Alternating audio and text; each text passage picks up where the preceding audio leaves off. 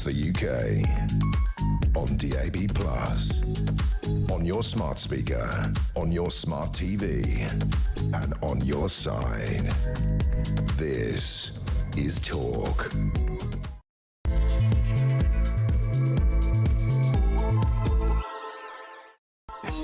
Well, hello there and good morning, and what an interesting world we woke up to on Saturday morning when many of us wiped the sleep from our eyes and glanced at our phones and realised that the nature of things geopolitically has indeed changed, with the bombing campaign by Israel backed by the US against key military targets in Iran.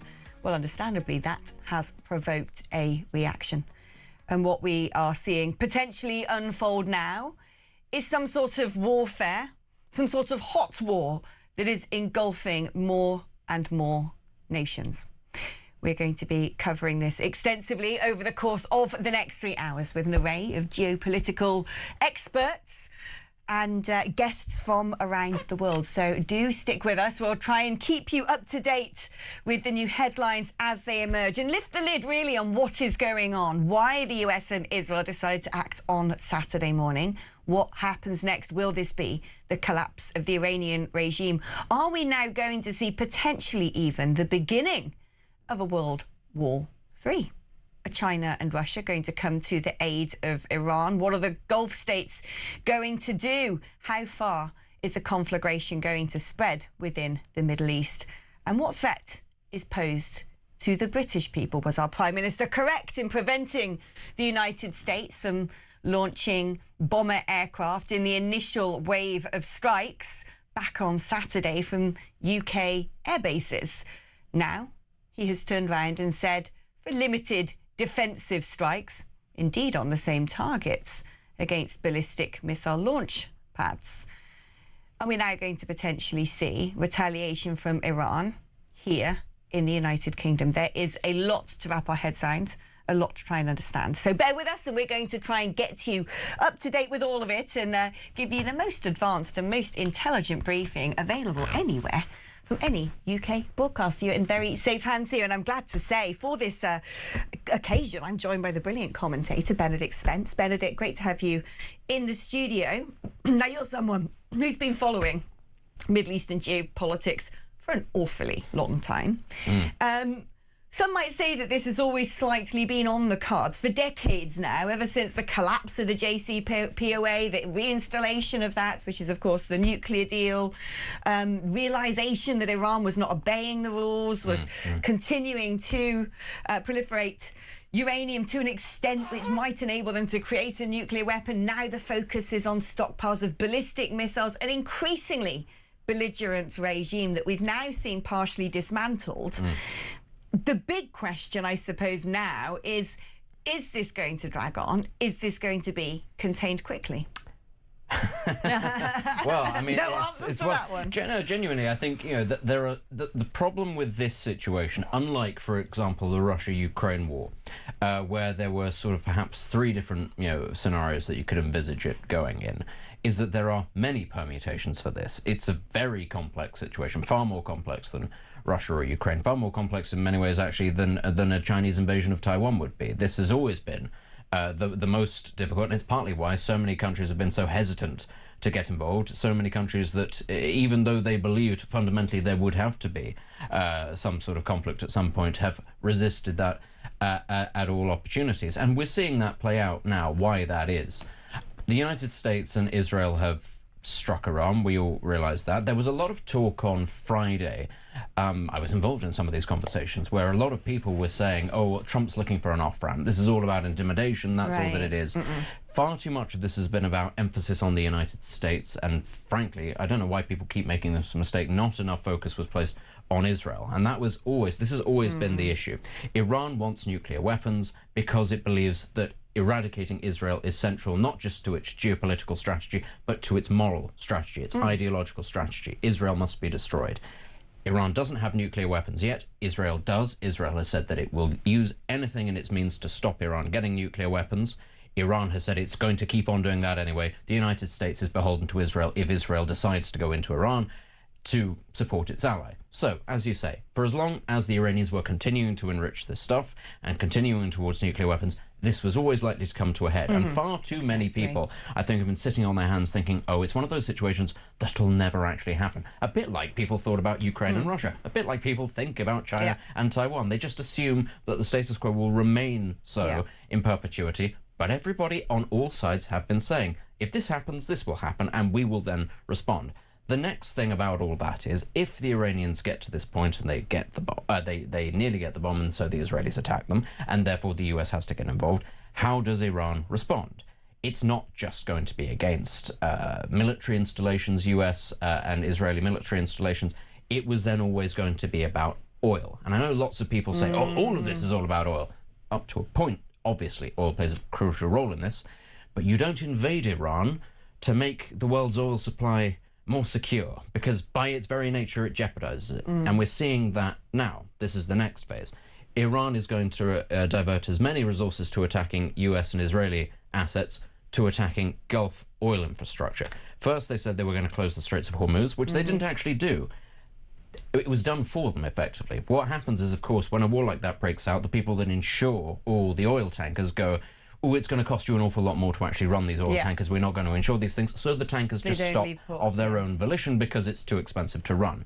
Then you start hitting the infrastructure. You start hitting the oil fields. You start hitting the refineries. And we have already started to see that.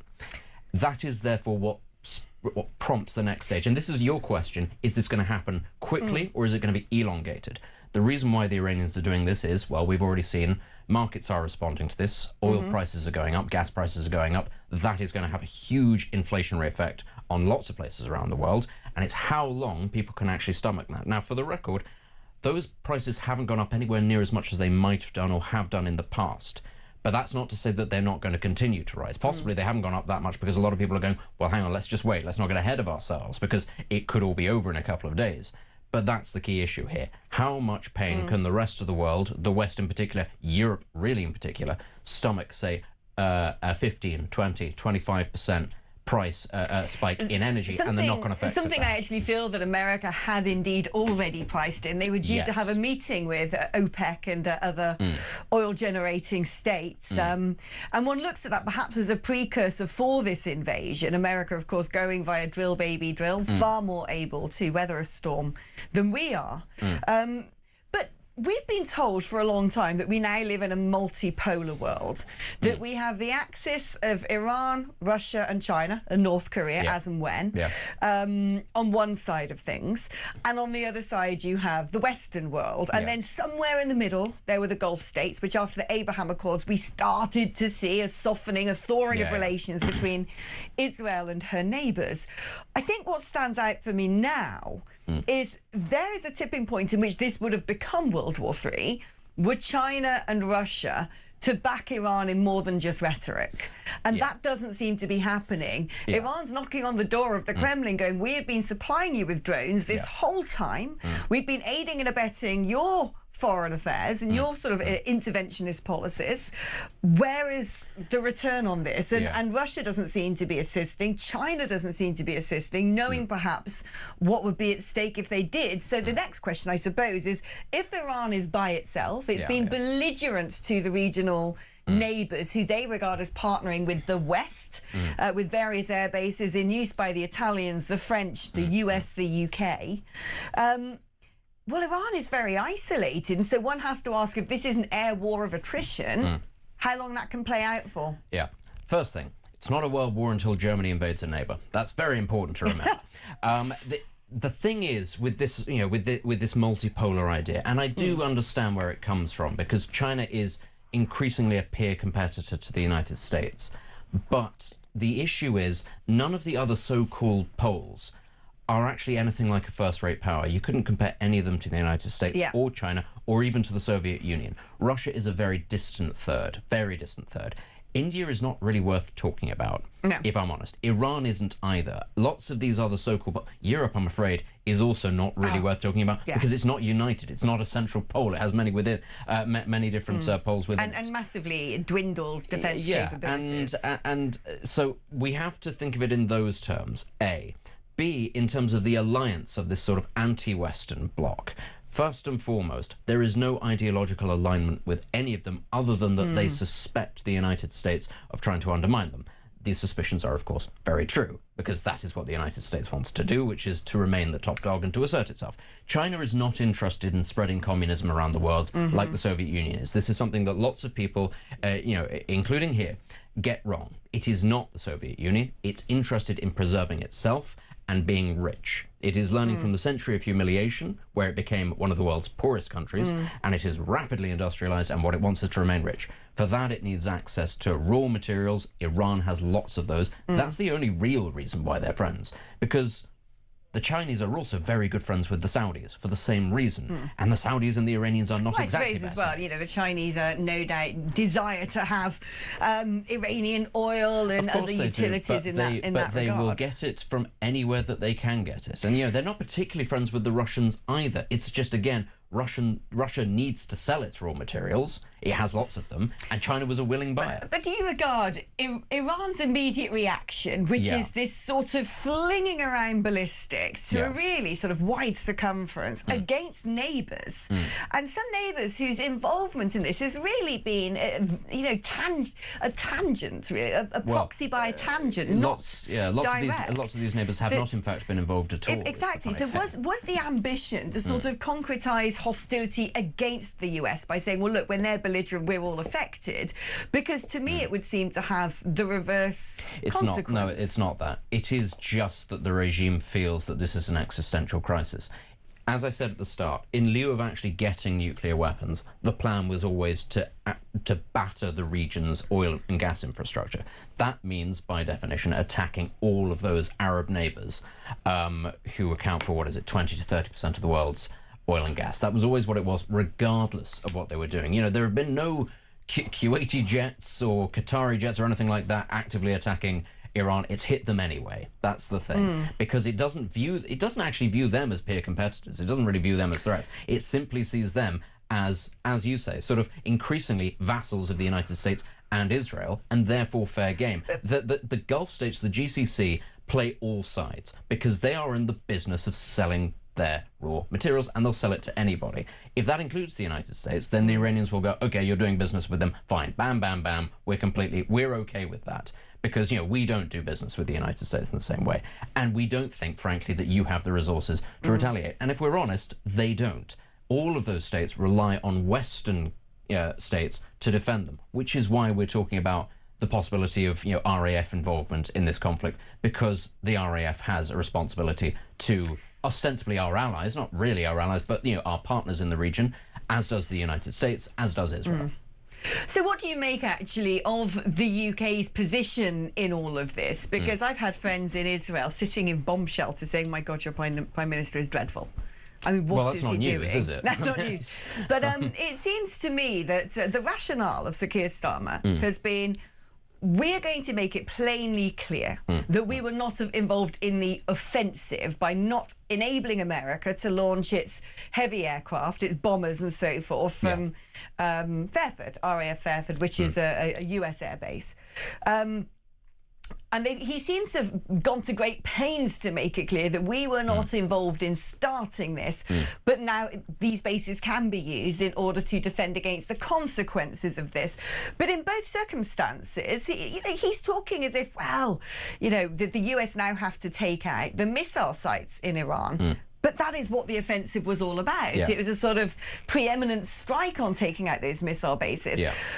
The EU have actually, in some respects, normally Sir Keir Starmer's in lockstep with Canada and Australia over these things, who have actually been supportive of the US affirmative action. And even the EU have been, I would argue, a little bit more affirmative when it comes to backing America-ish than the UK. Although they are only having their meeting today. Well, sort of two or three days later. A few sort of, you can't expect bureaucrats to get to the office. They all have to get their trains from all over Europe. And that meating's just going to be a meeting. Agreeing to have another meeting later. But they do all agree on the importance of a meeting. Listen, the UK's position actually in this is very complicated, and There are going to be people who are probably going to disagree with me on this. I don't think it's unfair what Keir Starmer is doing. Lots of people are saying he's being weak, this, that and the other. Yeah, he is. But what are people expecting the UK to do in this situation? Has anybody actually taken a good look at the state of our armed forces or the state of MOD spending? Has anybody actually had a look at what kind of kit we have out there? What is the point of us getting involved in a conflict like that? I do agree that we should be allowing the United States and our allies to use bases that we have an agreement already in place with them for them to be able to use. The argument about international law, we've been through this so many times, no one cares. It's not real. Look at what's happening right now. No one, the baddies don't listen to international What are we going to do? We're going to send around the international police? Oh, that's the United States, and they're the ones doing the bombing. It's silly. It's self-indulgent, and it's the sort of thing that the Labour Party uses to justify things to itself. This is where I think Sir Keir Starmer's decision has been a political one, not about international law. A lot of this. The international law is now being used as a smokescreen for a political decision. A lot of this is domestic. Right now, Keir Starmer, especially on the back of this by-election result in Gordon and Denton, where things like Gaza come up on the doorstep. Now, there are a lot of gibbering half-wits in this country who believe that Iran are not the bad guys. They equate Iran with Gaza, with Hezbollah, as this some sort of axis of resistance against the evil Jews. That's what they think, and a lot of these people, the Labour Party, would quite like to vote for them. So, Keir Starmer wants it to be really clear to these people, we had nothing to do with the invasion of nice, friendly, sweetness and light Iran. Is it just about those voting blocks, which evidently, looking at what happened in Gorton, they lost anyway? Or is it also about, because of course this is coinciding with suggestions from the Secretary of Defence that the terror threat level is going to be put up. Is this, we didn't prescribe the IRGC when the rest of Europe did. There's another element to this. It is also, I think, about trying to dampen down, not just the IRGC, because there are other organisations and there are lone wolf attacks and cells all across Europe. That will happen regardless, let's be clear, because people like that, again, they are of the gibbering half-wit tendency and they like to lash out at anything Western, which is bizarre because they've moved to the West because it's not a backwards country that they've run away from. But, you know, they want to turn it into that kind of backwards thing, fine. They'll do that anyway, but there is obviously an attempt to try to simmer down expectations, but go back also to what I said at the very start of all of this, which is oil and the possibility of price spikes and therefore spiralling inflation. Keir Starmer does not want to be blamed for that. It's probably going to happen if this war lasts any more than a couple of weeks. We're in trouble deep. Yeah, we are in a huge amount of trouble because Europe has taken the magnificent decision that energy is just, it's abundant and it's in the wind and it's in the air and you don't need to drill for it. So Europe is going to be absolutely caned very hard by this. He doesn't want to be blamed by people for being seen as being pro the event that led to it. He wants to be able to sit back and go, listen, this is dreadful, but I did what I could. I tried to protect British interests. I can't stop a rogue American president or Israel. At the very least, it has demonstrated publicly and humiliatingly how much on the back foot that we are, largely as a result of a consistent, terrible succession of government, terrible policy makers over energy and geopolitics. We'll come back to all of those topics, including what this means domestically, a bit later on in the programme. But we're going to take a short break now. Don't go anywhere because we're joined by the brilliant Andrew Fox to give us a live update on the current situation in the Middle East just after this. If you want to have your say on anything we're talking about today, you can do so. You can WhatsApp me 0344 499 1000. You can also use that number to register your interest with Kieran to dial into the programme and have a conversation with us live on air. It's your normal network rate. 87222 is the number. If you'd rather send a text message, if that's going to be your modus operandi, you have to write the word talk before the contents of your text. We're back just after this.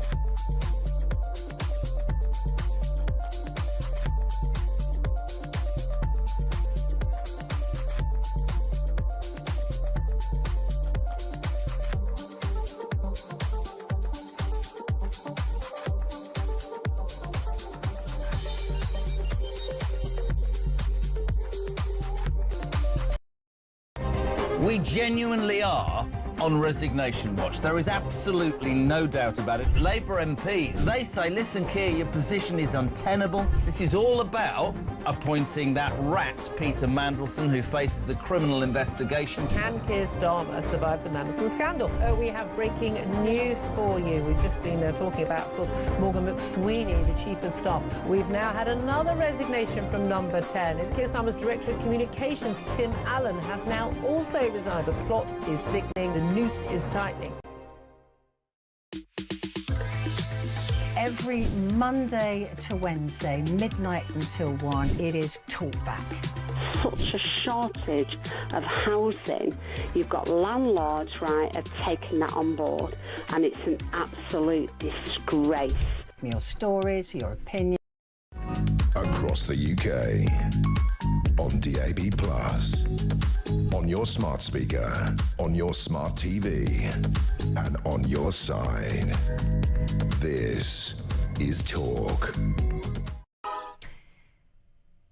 Hello, welcome back to the show. And let's straight away bring in our next guest. He's excellent. He's Andrew Fox, the Senior Associate Fellow at the Henry Jackson Society and former Major in the Parachute Regiment. Great to be catching up with you, Andrew. Right, give me, first of all, your interpretation of why Sir Keir Starmer initially said, we will not enable American bombers to take off from bases such as Fairford in Gloucestershire to initiate this offensive against Iran, but is now saying actually they can, in a very limited scope, enable planes to take off from there in order to bomb Iranian missile bases. Why was that decision taken, do you think?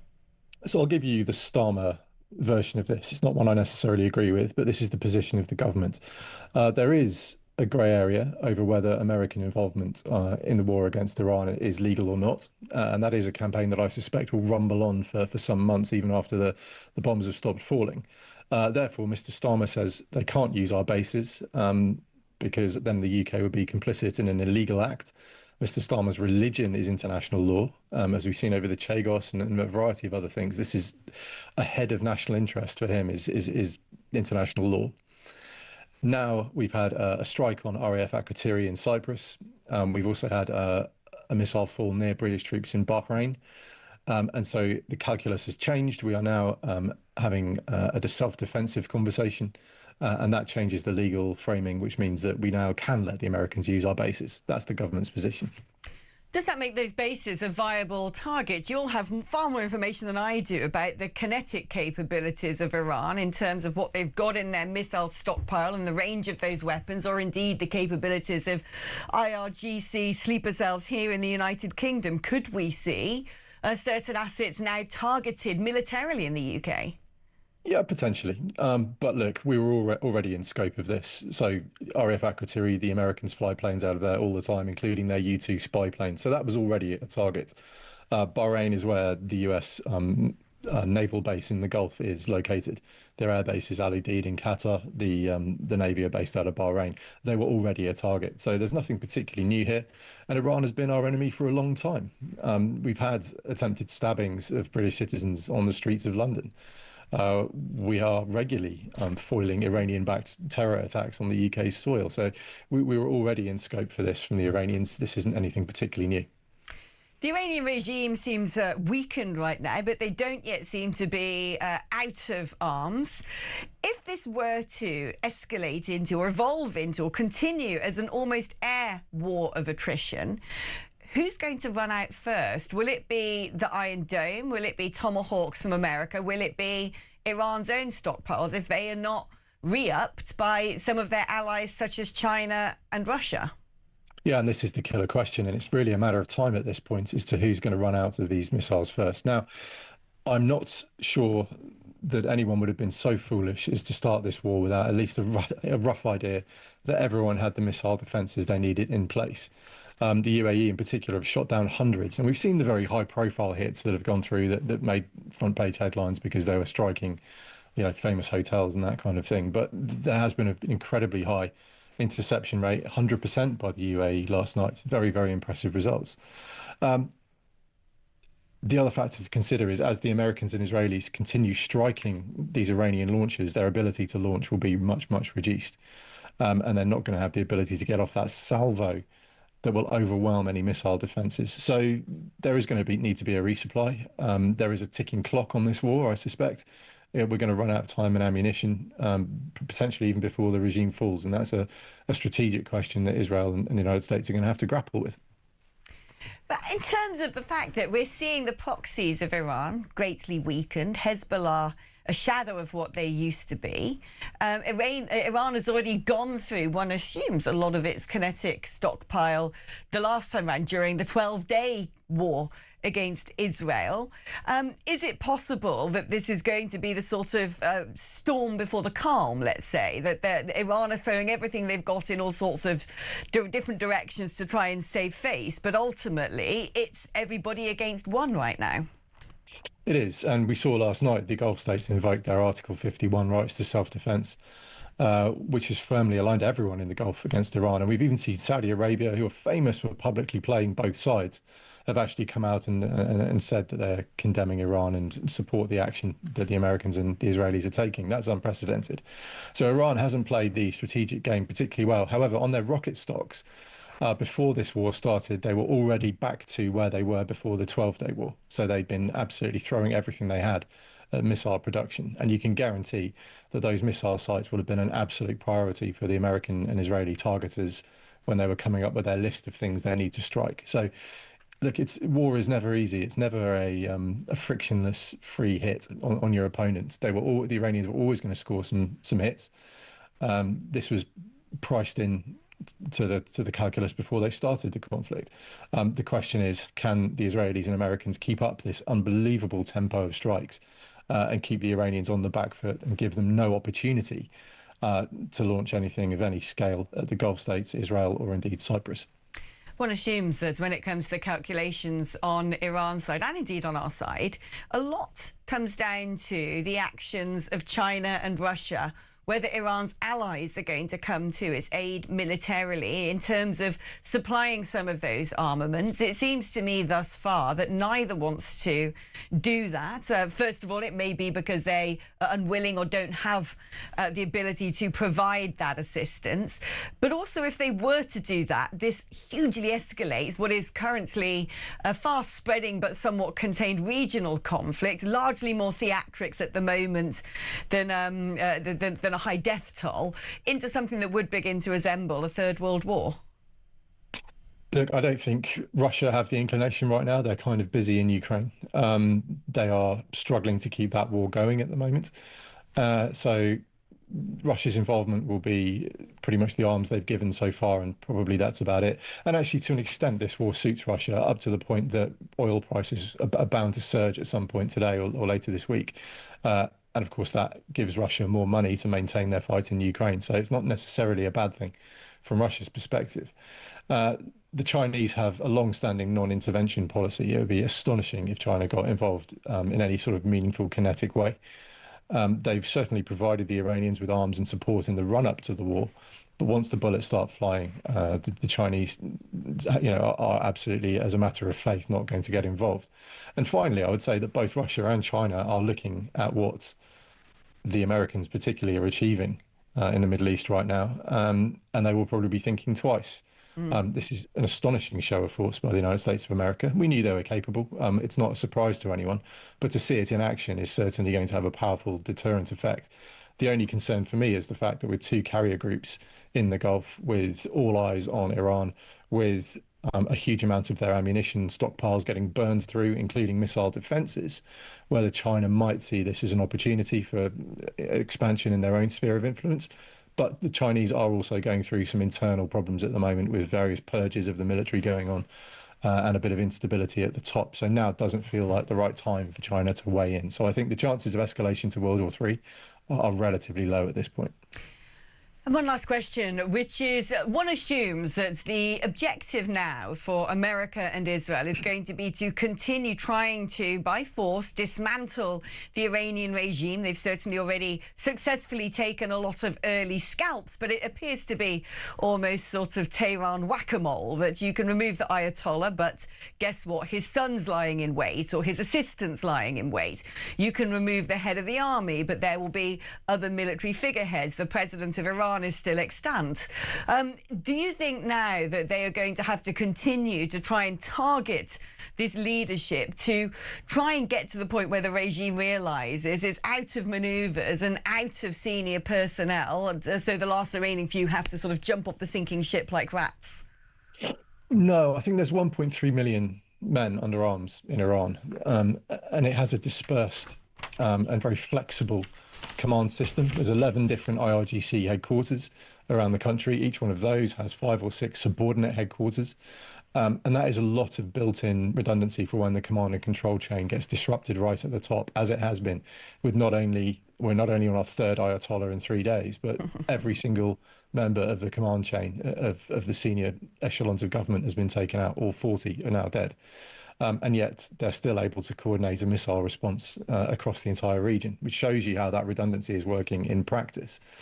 Now, what the US and Israel are trying to do is create the conditions for a revolution that will lead to regime change.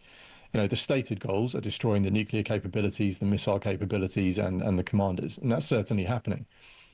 But with no ground troops, it's going to be impossible for Israel or America to effect regime change. So something needs to happen internally. And that will look like, I suspect, the continued degradation of security forces to the point where they either won't fight or can't fight. And that will then, in Tehran particularly, give any sort of future revolution in the next week or plus months the ability to actually succeed and seize control in Tehran. Once they've seized control in Tehran, they can start to ink blot out to the rest of the country. That's how I think it'll happen. It's very, very difficult, and there's no guarantee of success. Andrew, thank you ever so much for your expert analysis, as always. OK, we're going to take a short break now, but when we come back, we're going to be catching up with our very own Samara Gill, who is live in position ahead of a hotly anticipated reform press conference at the top of the hour. We'll be getting the latest from her just after this.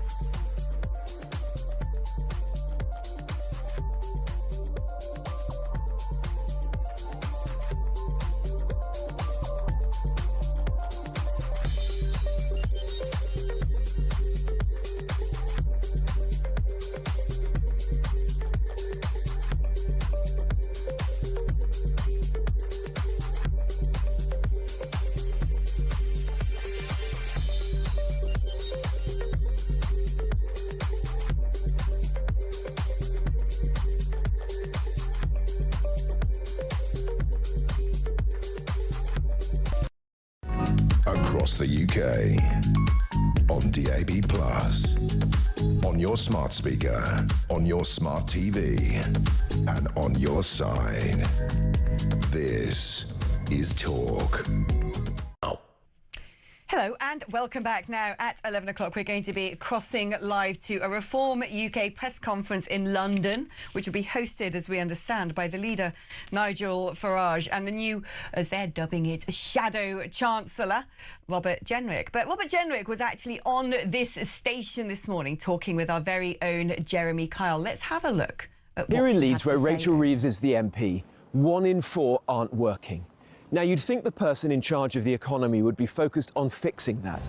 Instead, she's been hanging out with the man she describes as her friend, Arshan Katana. Pleasure to be here with you this evening. A man who shared a military video, which also glorified terrorists from 2 terror groups, who said that those who speak against Islam are an evil gang who he will help to destroy, who's hosted preachers at his Leeds mosque with vile views.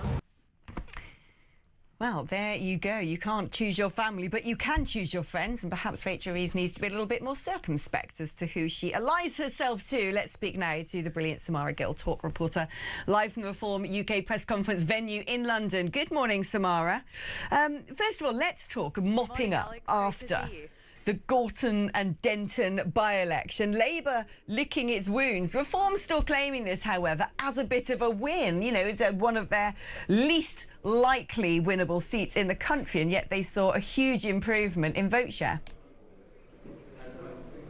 Yes, absolutely. I mean, this is kind of, that seat was 441st on the Reform sort of chart to win. So the fact that they were able to clean up half the vote share is really impressive. But I think there's a bigger reminder out of the Gorton and Denton by-election, and that's the fact that the Greens are not messing around. They are here to stay. And you can even see with Keir Starmer's weakness over the weekend to denounce the Islamic Republic and to support America and Israel, that this win in Gorton and Denton has somewhat, I mean, call me tinfoil hat, but it seems to have somewhat influenced already foreign policy, which is really, really scary when you think about it. You can see that Starmer is being trepidatious with what he does, who he offends, and a potential sort of swing into a further left-wing Labour, something that we haven't seen from Starmer. I mean, we know that he's very spineless. We know that he'll go any direction the wind blows, but it's really interesting to see the sort of ripple effects of this Gorton and Denton by-election. I think we shouldn't underestimate what has happened. But, you know, really good sort of job from Reform. Unfortunately, they didn't get it passed. It's a very difficult constituency. Having hung out there over the weekend and on Thursday and Friday, I can see why the Greens won so clearly. The video put up today by Robert Jenrick, looking at those associations between Rachel Reeves and, well, one could suggest now a known Islamist. Do we think that that is going to be the main subject of what Reform are going to be talking about at 11 o'clock? Well, you never know with these conferences, Alex. It can go one way or the other. I mean, we don't know. They might have a Labour defection from behind a glittery curtain. You just never know at these presses which way it will go. But I think Jenrick will be focusing on that really horrible relationship that has been exposed this morning by him. Massive traction on social media. I mean, that video is already on hundreds of thousands of views. Seeing how the Gorton and Denton by-election went, maybe that will help Labour's chance in any future by-election that, you know, Rachel Reeves was cozying up to an Islamist.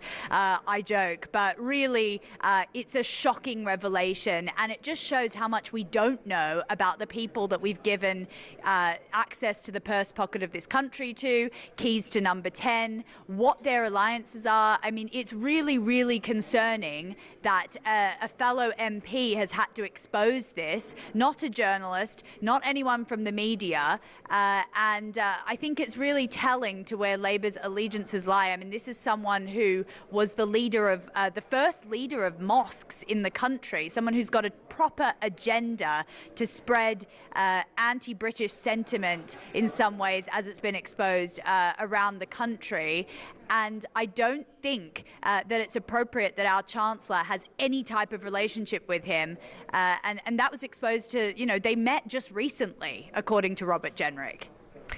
And over the course of the weekend, Farage has definitely used the by-election and things that were reported on during that by-election as a platform from which to announce, let's say, some new policies or outlines of some of the party's ideologies, such as preventing foreigners from voting in our elections, a crackdown on postal votes this time, because of the duration of the campaign and how quickly that by-election was called, didn't play as key a part, but we did see, perhaps in its place, ballot stuffing being perpetrated through what is now being called family voting. Are we likely to hear more on that, do you think?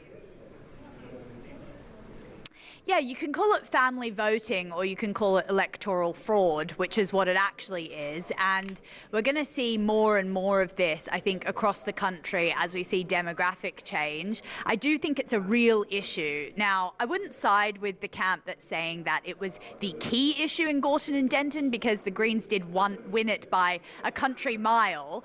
But it's going to be a reoccurring problem. Now, when you see the postal votes, as you mentioned, Alex, we're also talking about patriarchal figures within the family sitting their families down and telling them which box to tick, which is a really, really horrible state of affairs in this country. And look, it's something that maybe 20 years ago when you were door knocking, you might go and say, someone from a Christian background might open the door, this is about 20 years ago, and say, they'd ask, oh, who are you voting for? And she'd say, oh, I'll go grab my husband. But the country's moved on from that, and unfortunately certain parts of the community are stuck in this very patriarchal system whereby one person in their household decides exactly who they vote for. And I really do think that in the upcoming election, May the 7th, and also the big general election in a couple years, is going to be a problem, especially considering the Muslim population, which are probably the main perpetrators of this. They're the ones having the kids and procreating, which is no issue. In fact, hats off to them for actually doing their duty. But I do think that as we see Britain change, of course, the electorate and the electoral votes are going to change too. Samara, thank you ever so much. We're going to be rejoining that press conference at 11 o'clock. We will be taking it live, so we will find out then what it is that Robert Jenrick and Nigel Farage are going to be wanting to share with us. We have now heard from the Labour Party regarding the video put out by Robert Jenrick as to the friendship between Rachel Reeves and Arshad Khatana.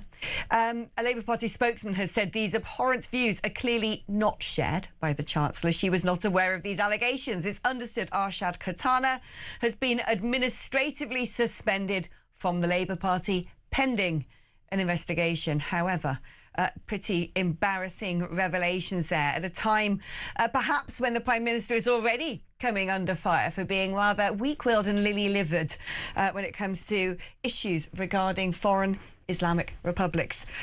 Benedict, your thoughts on what Robert Jenrick has uncovered? First and foremost, I'm just going to say that this was a really poorly timed expose because not many people are going to be paying any attention to it. It could have been a very serious scandal, but it is, I'm afraid, going to get swamped amidst everything else. So Reform, normally very good on comms and being able to spin stories, this was not, in fact, the day to do this. However, it is another example, of course, of Labour politicians, very senior Labour politicians, making pretty poor choices about who it is that they choose to be friends with. Now, I would have thought that, ever since the Jeremy Corbyn days, they would have learnt from this and that you don't actually align yourself with particularly nasty individuals. But it is a problem that keeps on happening. Are they ever going to learn from it? I suspect probably not. And again, given the amount of balkanisation that's going on in this country and the way that Labour have pandered to different sectarian groups across the country and tried to sort of use them for votes, perhaps it's not so surprising that it keeps on happening. But of course, as we've seen demonstration of the Denton by-election, that's not something that they can rely on anymore. So what's going to happen? Are they going to start cracking down on these sorts of people now that they're not besties? Or are they going to try to start winning them back and, try and bending over backwards? I don't know. Certainly it's a very unfortunate thing for the Chancellor, but let's be clear. We rarely get the chance to say that anything is fortunate for the Chancellor. She only seems to make mistakes. So in the grand scheme of things, I think that, it's not the worst thing she's ever done. There are economic policies that she's made that are far more damaging. But I am just going to go back and say it again. Reform have just picked the wrong day to do this. It's going to be lost. It's going to be lost in the wind. Maybe they can keep it going. Maybe it will run and become a story. But whilst we're talking about possible British involvement in an actual war in the Middle East, This is gonna pass a lot of people by, I'm afraid to say. I suppose we'll have to see whether they build upon this at 11 o'clock. OK, what are your thoughts on all the things we're talking about? We're going to be doing your messages and some of your calls after the break. Calls are charged at a normal network rate, so it doesn't really cost you anything. So come on, share your thoughts. 03444 991 is the number to dial. You can also use that number to send me a WhatsApp message and indeed leave me a voice note on WhatsApp. 8722 remains the number if you'd rather send a text message. Write the word talk before you text. We're taking a very short little break, but don't go anywhere. We're going to be hearing from some of you just after this.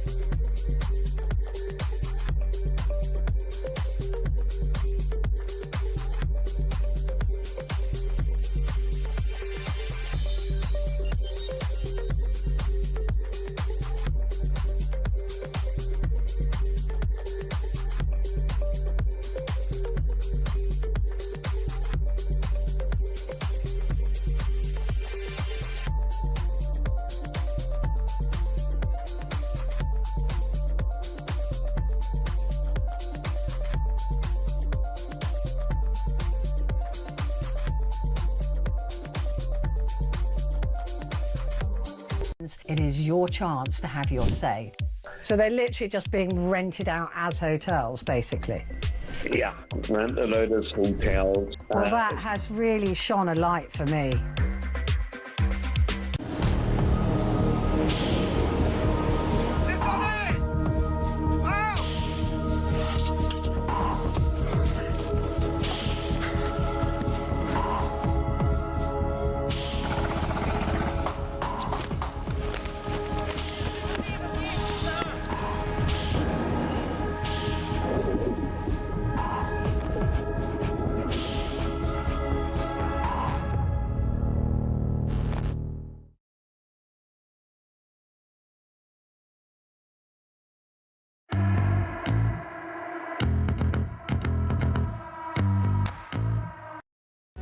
Across the UK, on DAB+, on your smart speaker, on your smart TV, and on your side.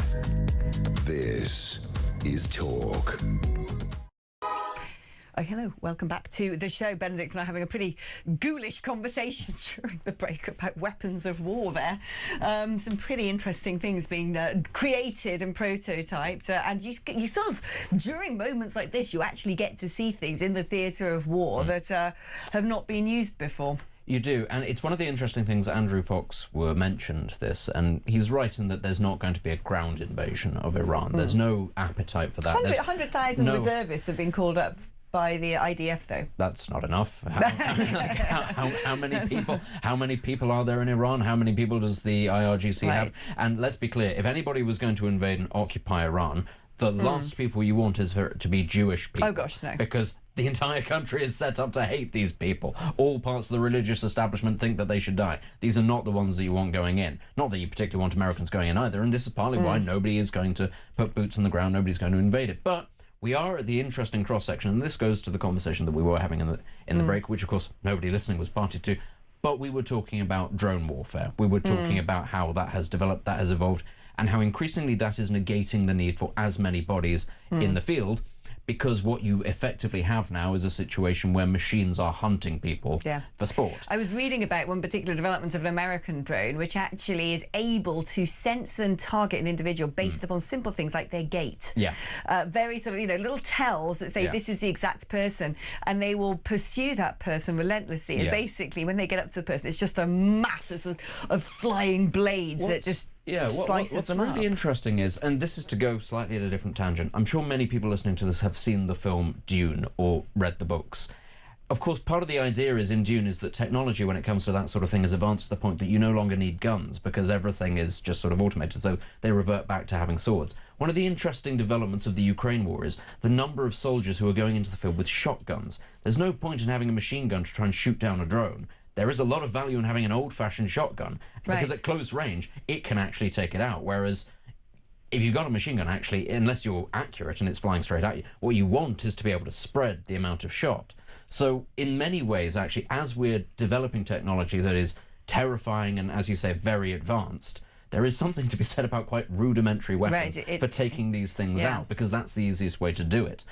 So it's interesting sort of foretelling from science fiction that in some ways, as technology gets better, the old ways become very effective at taking and actually, I think we're seeing as well the advanced capabilities of American aircraft as well. I mean, I'm a big fan of military aircraft, and we were talking about videos coming out of watching F-35s in action as they are being pursued by heat-seeking missiles, and the capabilities of not just the pilot but the aeroplane itself being able to conduct particular manoeuvres on an axis in the sky. As they say, the Iranians are discovering in real time why Americans don't have free healthcare, because all of that money goes into developing unbelievable bits of equipment, and thus far from what we've seen, the F-35 it's proving just as effective as everybody in the best case scenario suggested that it might. I mean, it's an unbelievable bit of kit, and there's a reason why it costs quite so much money to make and to maintain. Oh, it's agility and it's multi-role dynamism. These things are unbelievable, but just going back to what I was saying on the subject of a potential ground invasion of Iran, which isn't going to happen, if we're talking about taking out members of the regime, to try and facilitate its collapse, because there isn't an organised opposition in Iran. This is the major problem. Right. There is nobody to take over. So and there hasn't been any opportunity to develop anything for decades. The only way that you can create that instability is killing enough members of the regime, enough members of the IRGC. How do you do that without putting boots on the ground? You can't just, fire enough missiles and hope. There is going to have to be a targeted aspect to this. Ukraine has shown us, and actually Gaza and Lebanon, with the Israelis, their operations against Hezbollah, has shown that technology actually does exist. And it just so happens that Israel is really good at it. Do you know, on that, it's funny, I'd read a story over the course of the weekend that the allegation was, or suggestion was, that Mossad had been able to place dentists within the Iranian regime who had put tracking devices into fillings. I have now had it confirmed that the story isn't true. I was going to say, even from Mossad, that would be... directly from people in Israel who would know. Was it a Mossad guy that went, no, but that's a great idea, by the way. Yeah, let's do that in future. Because it is, when you think about the things that they've been able to achieve against Hezbollah, it is quite extraordinary. Let's take some calls and read some messages now. Oh, Sam in Barnsley says, woohoo, the dream team's back. Alex and Benny. I thought he meant Israel and the United States. Hey, which one would you be then? I don't know. I'm quite lumbering and brash.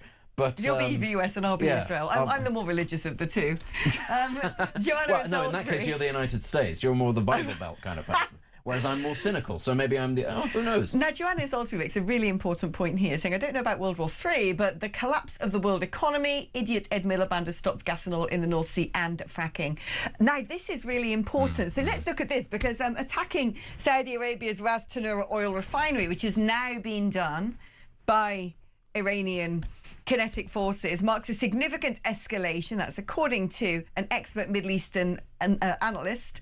The attack is likely to move Saudi Arabia and neighbouring Gulf states closer to joining US and Israeli military operations against Iran. Now, Saudi Arabia has reportedly shut down the Ras Tanura oil refinery after it was attacked by a drone strike earlier on today. But this poses huge questions, because certainly in times past, where Ed Miliband has been single-handedly sabotaging our self-sufficiency in generating fossil fuels, essentially cementing up our oil wells, preventing exploratory drilling, where the transition to green energy is yet to be fulfilled, we are still incredibly reliant upon imported fossil fuels. For a long time, liquefied natural gas has come from Qatar. Now, if you're attacking oil refineries in the Middle East, not only may we not have access to those fuels, but as we were discussing earlier, the maritime transit routes of oil tankers through the Strait of Hormuz is hugely jeopardised. We're in a situation, we've got the world's highest energy prices. As a country, if this continues, we are going to be of those hit the hardest economically. Hugely. And, to give you some idea, it's between, I think, 10 to 12 million barrels a day come through the Strait of Hormuz. Much of that, obviously, coming towards Europe. Not all of it, but a lot of it. There are pipelines that, are in place, basically, to make sure that if there is a closure of, say, the Straits or the Suez Canal, that you can get stuff through. But at maximum capacity, they only supply 3 million barrels from between Saudi and the Emirates and the Mediterranean. So that gives you some idea of the shortfall that we could potentially be facing here. This is also going to affect Japan and Korea, by the way, but we'll talk about that maybe later, because that is important for different reasons. But this is, I'm afraid, and this station has been talking about this for years. For years. In the aftermath of the invasion of Ukraine by the Russians, everybody was turning around going, why on earth is it that we have decided to go down this particular route of green energy, which everybody knows, for the love of God, doesn't work. Everybody knows that it doesn't work. It doesn't meet your criteria. But you can also be but cashing we were then reliant on the because we had to make up the shortfall from the Gulf and from Russia, when we are literally, and it's been said before, an island built out of coal on a bed of gas surrounded by a sea of oil. And it's there for us to have. Right, and we'd be able to be making money from this, rather cynically speaking. The other flip side, very quickly, 10, 15 years ago, we were all talking about nuclear power. We could have built it. The Lib Dems, thanks so much, guys. You half-wits said, no, we're not going to do this. France right now is still able to export energy. It's absolutely fine. It's going to be the only one that's probably going to be insulated. We'll talk about this a bit later, because the economic implications are enormous. Yeah. But I want to try and squeeze in a call. Let's speak now to Ian in London. Hi, Ian. Good morning, Alex, and good morning, Benedict. Can I just say one thing? The one word that comes out with all of this is protection. The one thing this government don't do is give protection to the public or to their citizens. Where do they go for protection with armaments? They go to America. They even go to Israel for certain things which are more highly technology, right? They, as you say, Mad Ed Miliband, he's given all the protection of having our own fossil fuels, as Benedict just said, away to other countries where we've got it here. Everything is done that they want to fall down for the Muslim vote with bowing down, like not protecting everybody. It's protection, whether it's with armaments to survive against places like Iran, and even to protect their own citizens against some of the gangs that go on here. I agree that the rich seen through politics should be geopolitical, not from a macro perspective, but from the micro perspective of resilience, of self-sufficiency, and that requires food security, that requires energy security, two things that this government have thrown into the Trotskyist dustbin of history, let's say. A very good point, well made. We're making political decisions based upon parties wanting to get back into power by securing certain block votes, not having a long-term, pragmatic, realistic, protective policy-making infrastructure. Right, we're taking a break. Don't go anywhere. 2 more hours of expert analysis coming up just after this. See you in just a moment.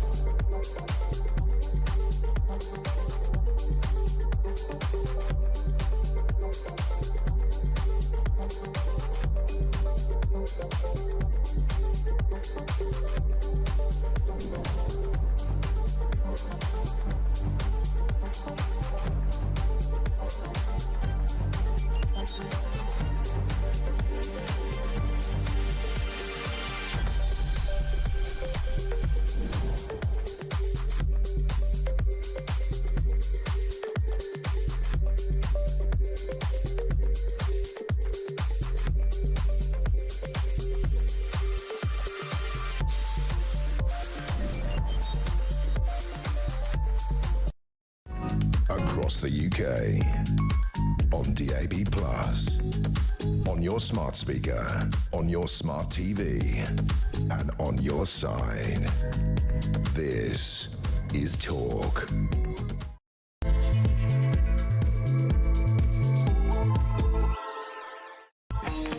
Welcome back. Now we are awaiting the beginning of a Reform UK press conference with Robert Jenrick and Nigel Farage in London. As soon as that commences, we will be crossing to that. So if that is something that you are waiting to listen to, don't you worry, you do not have to abandon ship. We've got you covered for that. But in the meantime, Donald Trump has given an exclusive line to the Daily Telegraph this morning. He said he is very disappointed in Sir Keir Starmer for blocking him from using Diego Garcia to carry out strikes on Iran. In an exclusive interview, the president said the Prime Minister's initial refusal to let US forces use Chagos was unlike anything that happened between our countries before. Right, we are now ready to cross over to that Reform UK press conference. Here it is. Since 2015, and I've said so consistently over the years. The JCPOA deal, so approved of by President Obama, the European Union, and subsequently not just the Foreign Office but Boris Johnson, has been an act of appeasement that has freed up tens of billions of dollars, much of which has been used by the Iranian regime to back terrorist organisations right across the world. Hezbollah, Hamas, the Houthis, just a few to name. There are, of course, big risks with the American actions and Israeli actions that were taken over the course of the weekend, but equally enormous risks in doing nothing, in allowing Iran to go on funding these extremist terrorist organisations, attacking shipping, and doing everything they can to build a nuclear bomb. I do believe the American president and the Israelis are right in what they're doing, and I find the actions of our Prime Minister, or the inactions, perhaps I should say, of our Prime Minister, frankly pathetic. I think to have said to the Americans that they could not use UK bases or Diego Garcia to carry out any of their missions is something that the President has responded to already by saying that he's deeply disappointed. I suspect that, for once from Trump, is actually a mild understatement. And I do believe that Starmer's actions don't just threaten the special relationship, but probably he has posed, or did pose, a major threat to NATO. To watch television yesterday morning to see John Healey was just unbelievable. Sticking to this vague concept of international law, unable to say whether the actions that had been taken were right, and then when he was told that 2 missiles had been fired at the RAF base on Cyprus, he said he thought it wasn't deliberate. Well, now it's all too real, as evacuation notices have gone out on that base over the course of the last hour. I hope and pray that a better alternative comes for Iran and the rather wonderful Persian people, but I suspect that it won't be straightforward or easy. There is at least one offer on the table, which is that of a constitutional monarchy. We'll see, ultimately, whether that's what the people of Iran want. I must also follow up from the by-election in Greater Manchester last week. Massive thanks from me to Democracy Volunteers, a thoroughly credible organisation run by well-known people, because I've been talking about this very openly since 2015. The mass harvesting of postal ballots, where in many cases, when doors are knocked on, people say they never saw the postal ballot themselves, even in the first place. And so they've done us a huge favour by talking about this practice of family voting, of people going in groups into the polling booth and effectively being told where to put that vote. 62% of polling stations in that constituency saw witnesses see family voting. If that's the pressure exerted in the polling booth, you can only imagine what other pressures there will be. I was also shocked to learn of the extent to which Commonwealth voting had gone. That basically all you have to do is to prove that you usually reside somewhere to be able to vote in an election. The fact you've got a passport from Pakistan doesn't seem to matter. The fact you've only been in the country a couple of years doesn't seem to matter. The fact you can't speak a word of English doesn't seem to matter. And I've now learned that Nick Dubois, who was the Conservative MP for North London, discovered in 2011 that there were 300 asylum seekers in Enfield alone who'd been put on the electoral register. So rather than just me complaining about this for years and being told that it was sour grapes, I think we are going to have a very big, open, honest debate about this. I certainly believe, ahead of May the 7th, that every single area that has elections needs to think very hard about who is on their register. I certainly believe that the postal voting register, as it currently stands, ought to be scrapped, and I think we should go back to the way that it was. You can get a proxy vote, you can get a postal vote, but you have to apply for it and you have to have a good reason. And how interesting that in France, and I very rarely quote France as being a country we should copy on anything, but in France you have to turn up and you have to vote in the privacy of the polling booth and prove your identity and be on the register. And French election results come incredibly quickly, and I can't think of one that's ever led to the subject of a row in terms of the integrity of the elections. So they're just a few of my thoughts on that. I'll be outlining some more of this at Westminster Hall later on this evening. Not only is Britain broken, not only is our politics broken, but our democratic system is broken too. And reform will fight for change, just as we fought to get the voting rights back for 4.6 million people who will now have the vote on May the 7th against the connivance of the other parties, all of them actually, Labour, Conservative and the Liberal Democrats. And with that, ahead of the spring statement, I will hand over to Robert Jenrick. Well, thank you, Nigel, and good morning, everyone. Now, you don't need me to tell you that our economy is broken. The Chancellor, Rachel Reeves, will stand up tomorrow and claim that we are turning a corner. But the numbers speak for themselves. 331,000 people who were in work when she became Chancellor are now unemployed. Our youngsters are bearing the brunt of this, with those not in work, training or education rising to 957,000. Almost 1 million young people. That's 1 in 7. More than anywhere in the developed world. More of them out of work than during COVID. For the first time, youth unemployment here is more than in Europe. But it's not just the numbers. People's everyday experiences tell us how the economy is performing. A few weeks ago, I was speaking to a mum of one in Newark who told me about her son. He left college more than a year ago. He achieved good grades, for which he worked very hard, but she explained that he still hasn't been able to find work, and he's beginning to lose hope. Is Rachel Reeves concerned about this young man? About the hundreds of thousands like him? Or is, as we set out today, she too busy cozying up to people with abhorrent views to keep her job and hold on to her seat? Well, I'll say more on that in a moment. We also have inflation, the rate at which people's household costs rise, at 3%, half over its target of 2%. The rate at which Rachel Reeves found it when she walked into the Treasury in 2024. It's nearly double the Eurozone average, the highest in the G7. People are experiencing this in lots of ways, with higher energy and water bills and the surging cost of groceries, which is making life tough for everyone. And at the same time, wages are clearly flatlining. The economy is shrinking per person. We're getting poorer. All our economy's warning lights are flashing red right now. Be under no illusions. The final 3 months of last year saw a record jump in the number of businesses in financial distress. Much of our industry is simply disappearing. Oil and gas is being banned, as is diesel car manufacturing. Car production is at a 73-year low.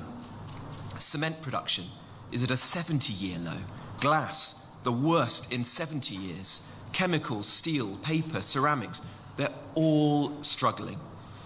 And so much of it comes back to Labour's mismanagement of our economy. I couldn't put it better than Wes Streeting did. There is no growth strategy at all. A terrible energy policy, pathetic house building numbers. But the original sin, the biggest mistake, was Rachel Reeves's tax rises. She pledged she'd raise taxes by £8 billion a year. Instead, she's hiked them by £67 billion. All her tax rises have made it incredibly difficult for working people to get by. Take two parents earning £30,000 a year.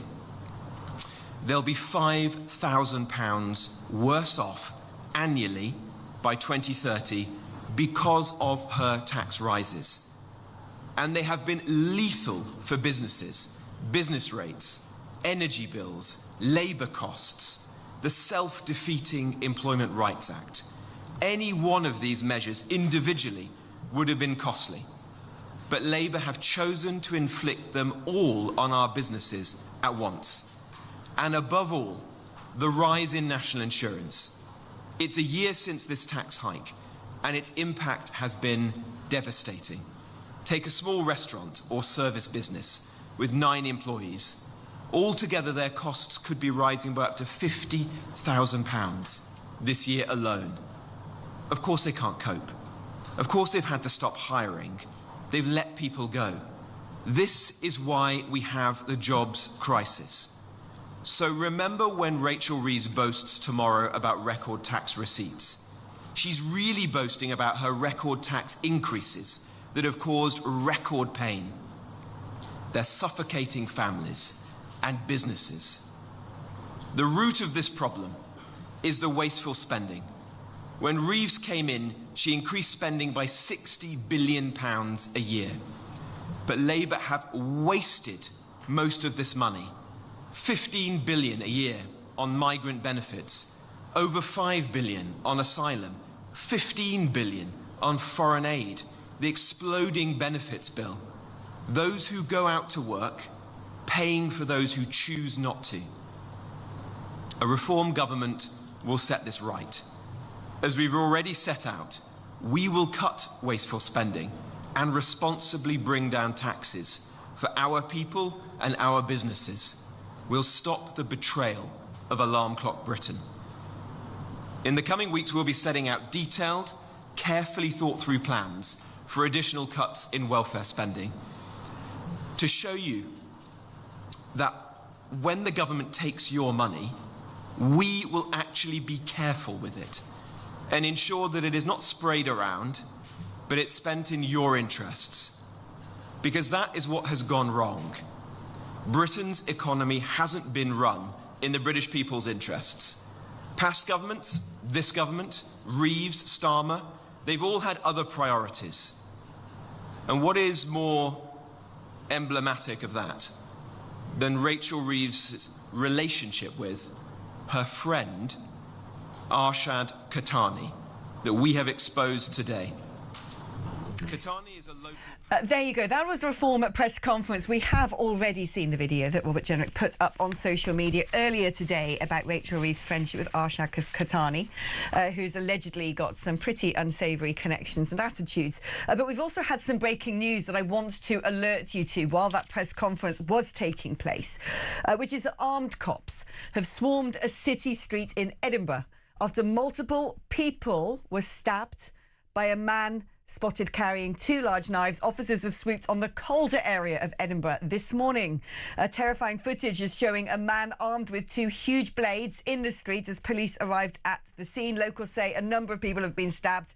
An emergency response has been in place since before 9 a.m, but we're just getting this information now. An eyewitness who lives in the area said he believed the man with the weapons had entered the stairwell of his building. He smashed the local shop, possibly stabbed 2 people, unconfirmed. Armed police dogs have been here for about 2 hours. That is all we know so far. We will keep you updated as and when we learn any more. Let's reflect, Benedict, on the top part of that press conference, because we actually sort of, with Samara at 10:30, looked ahead at the video that Robert Jenrick had already put out this morning. But Nigel Farage using it as an opportunity to get behind the podium and I think sort of, you know, try and look statesman-like, try and suggest that he is going to be capable of a prime ministerial role when it comes to understanding geopolitics, firmly throwing his support behind President Trump. but also connecting and I suppose reflecting on the Denton and Gorton by-election, because there are, I believe, great parallels here. Talking about the danger of postal votes, talking about asylum seekers being registered to vote, talking about this family voting, talking about who should have the eligibility to be part of a plebiscite in the United Kingdom. And the reason I say this is interconnected is it's my firm belief that the political decisions being taken by the Labour Party geopolitically are far more indicative of what they see as managing a situation domestically than how things should play out geopolitically internationally. None of what Nigel Farage said I'd necessarily disagree with. It's not the time. This is the wrong day to do this. And I think what has probably happened is Reform organised this conference, this press conference, this rally, whatever it is, a couple of weeks ago, maybe even last week, and rather than cancel it, they've just decided to go ahead with it. But it was functionally pointless because it's going to make no breakthrough at all. And this is what I'm saying here. These are important topics that do need to be addressed. And had this war with Iran not happened, this would have been a good day to address these issues. This is still relevant given what's going on with Iran right now. Given that, as we talked about at the top of the show, the useful idiot tendency in this country to back countries like Iran against the UK, regardless, they played a role in places like Gordon and Denton. So this is relevant, but the optics, the timing, are wrong about this because nobody really cares in this moment. They will care at some point in the next week or so when what's happening in the Middle East has died down. But actually what they should have done is change what they were going to talk about today. I'm just going to explain why. Obviously, I suspect the decision has been taken, look, this is a foreign war, we're not actively involved in it to the same degree that we could be. Therefore, there are going to be lots of people who are not so interested and they will continue to be interested in what's going on. Now, the problem is, what's going on in the Middle East, there are hundreds of thousands of British people all across the Gulf region. And the thing is, given the mass amount of... Let's come back to this, because I just want to talk about something that is just broken, which is we're hearing that there are more drones heading from Iran towards RAF Akrotiri in Cyprus. As we know, when Iran launches a barrage of missiles or drones, because of the time it takes for them to get to their end destination, there is advance warning, therefore advanced possibility for an intercept. But the big question here is, Iran seems resolute in attacking now UK bases.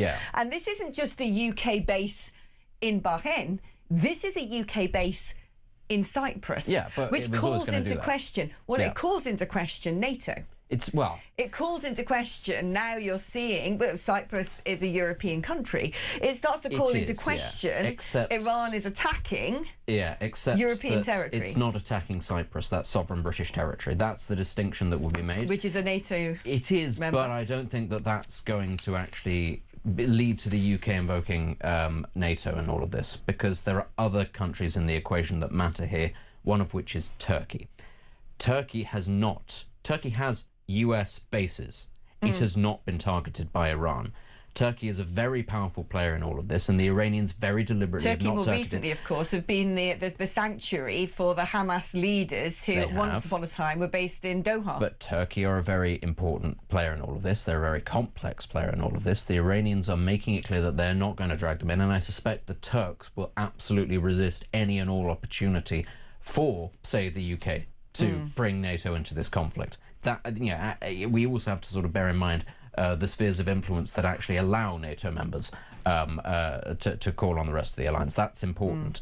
But for the time being, I don't think that's going to happen, because there are NATO members within that part of the region, Greece being another one, who are going to be incredibly hesitant about that idea, and Iran will be hesitant about bringing them in. If you bring Turkey into the equation, what does that actually do? It means that there's a power on your doorstep that does have the manpower to put troops on your territory.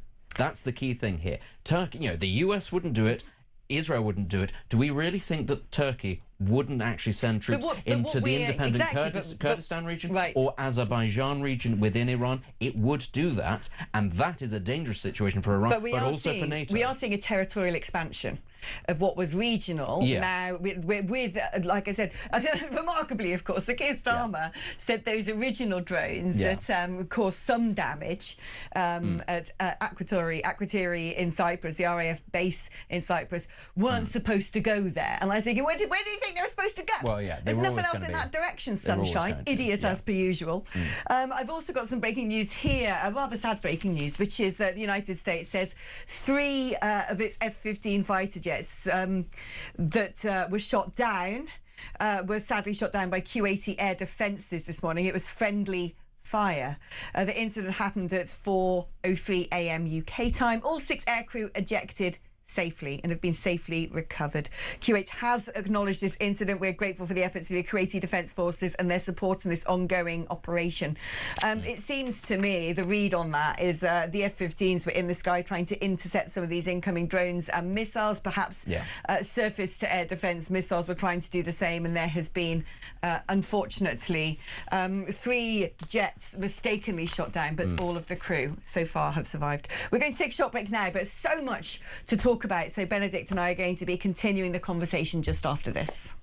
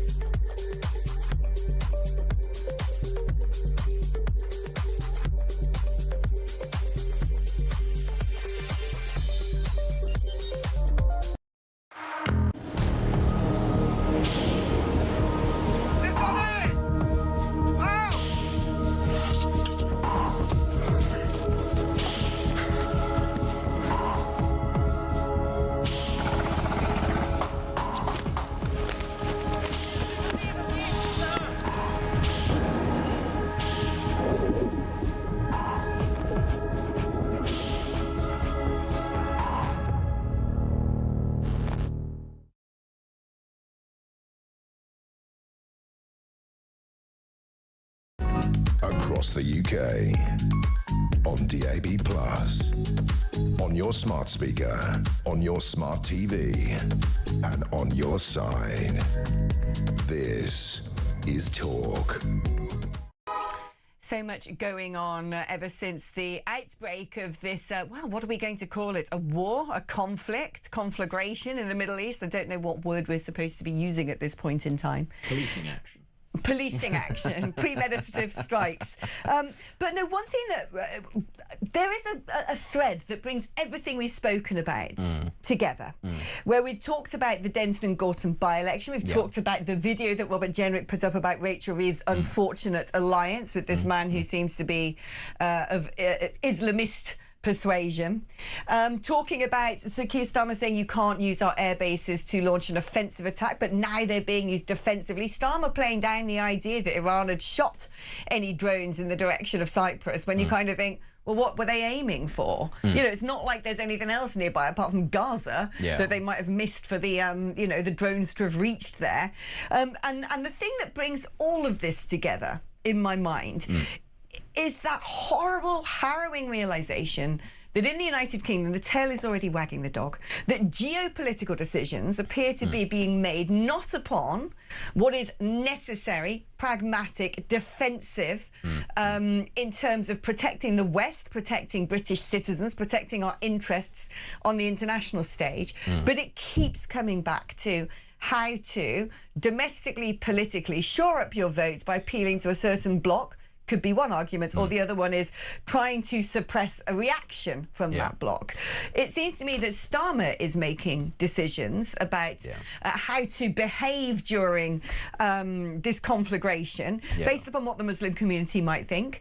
And equally, that seems to have been the entirety of the Gorton and Denton by-election. We have seen Mohsen Ali, the deputy leader of the Green Party, joining pro-Iranian regime marches this weekend. I mean, you could not make this up. They've just got a seat in Parliament, and there is their deputy leader, someone who's just not been scrutinised, quite frankly, despite the fact there is a significant social media footprint of fairly unpleasant, anti-Semitic, some might suggest, posts by this man.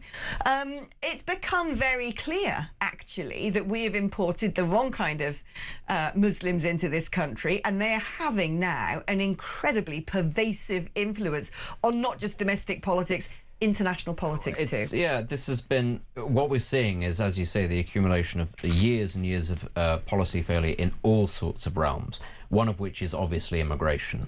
And it's not just actually people on the right in this country that have been talking about this, who are decried as racists all the whole time.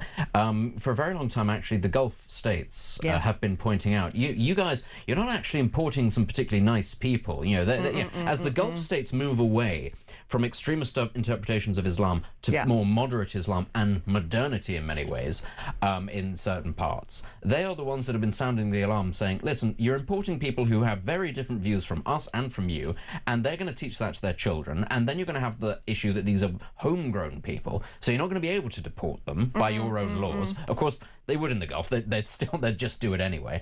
But here you're going to say things about, oh, well, this person's a British citizen, you can't possibly do that, you can't do anything about that, and they have free speech and whatever it is. But we have imported an awful lot of people who have simply failed to assimilate, certainly when it comes to that area, issues around anti-Semitism, issues around religion. They have no interest in assimilating at all. That population has grown to the point where, as you say, they are now an important political constituency. Yes. They're also not idiots. They understand how politics works, so they flood local political parties that are strong in those areas. This is where it is twofold. It is, you know, a lot of Pakistani and Bangladeshi Muslims have done that with the Labour Party, but let's also be clear. Hindus in this country have a lot of influence relative to their size with the Conservative Party for the same reason. Actually, in areas that, you know, a political party is strong, migrant communities often look to and join simply because it is the strong party, not because of ideology. So it does go two ways there. But as you say, now we have policy being made to placate and make those people happy. That is wrong, because they have not been asked to assimilate. There is this idea that British identity almost just doesn't exist. It just means non-tolerance and diversity, which at the same time is kind of like, how does that work? Combine that with a failure to invest in very basic things. What does the state exist for? Upholding your rights and your security. That means justice, that means the police, that means the armed forces. All three of these things have been taken as an optional extra by not just Labour, the Conservatives and the coalition before them, and instead money has been put into services and to welfare, which disproportionately goes to those same communities. But I mean, one of the great commentators from the UAE, Amjad Taha, who I'm trying to get on the programme this week, because he is superb. He is, I think, the person you're reflecting when he talks about, you have imported the Muslim Brotherhood and extremist Islamism, and we in the UAE know what you've done, because we got rid of it, and you're not listening to our advice. And he had posted earlier that, you know, you can judge a country by the protests on its streets. We have seen in Golders Green beautiful scenes, actually, of Iranians and Israelis out on the streets together celebrating the fall of the Ayatollah. What we have then seen is this backlash, this retaliation of pro-regime protests, and he's argued, where are the British Muslims actually protesting against Iran striking Muslim countries during Ramadan? Well, as you say, it's interesting because it's Iranians and Israelis who tend to celebrate together. Arabs tend to stay out of this particular thing because, as you say, who is it actually who protests the most in support of Gaza and against Israel? It is Pakistani and Bangladeshi British Muslims, who geographically have nothing to do with either of these places. They've never been there. They have no intention. It is because of their perverse interpretation of Islam. Extremely harrowing warning coming straight out of the Iranian state, saying that the martyrdom, as they would call it, of the Ayatollah is the direct instruction now, and it was given us, I forget the term in sort of their ideological vernacular, but they've been given essentially a fatwa on the heads of the Brits because, or any Westerners, to do what you need to do in those countries because this has been a provocative action. But the Green Party have turned around, banging on about, you know, we shouldn't be part of Trump's illegal war.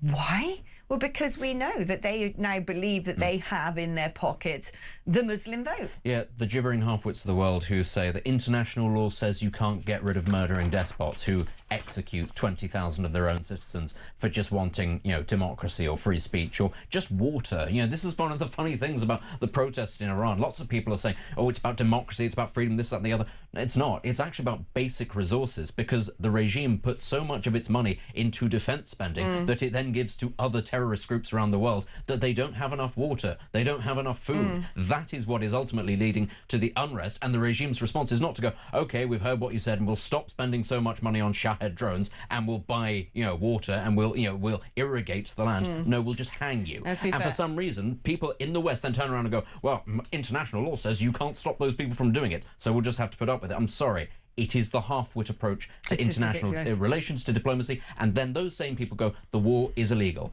I'm sorry. It doesn't matter. If you're big enough and you're strong enough and your hammer is bigger than somebody else and you're going to bop them on the head, nobody's listening to an international lawyer. If it walks like a regime, if it quacks like a regime, it's a regime. Yes. Right, we're going to be taking a break now. Don't go anywhere. We're joined by Emily Schrader, who's a Middle Eastern expert, to ask her what she thinks is going to happen next, just after this.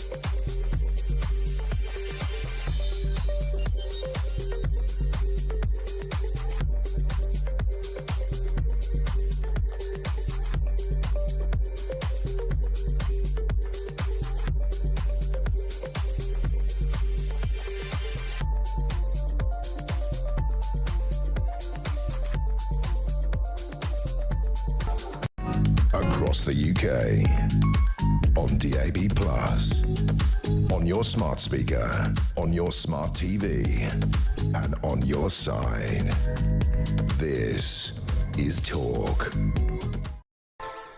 Hello, welcome back. I'll give you an update on the stabbing that has happened in the Calder area of Edinburgh this morning. 2 people have been injured following reports of a man with a bladed weapon. That's according to Police Scotland. The Chief Inspector, Scott Kennedy, said the disturbance has been contained and there's not believed now to be a wider risk to the public. Police are not treating the incident as terror-related.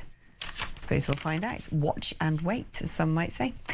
OK, we're now joined by Emily Schrader, journalist and Middle Eastern expert. Emily, how are you doing?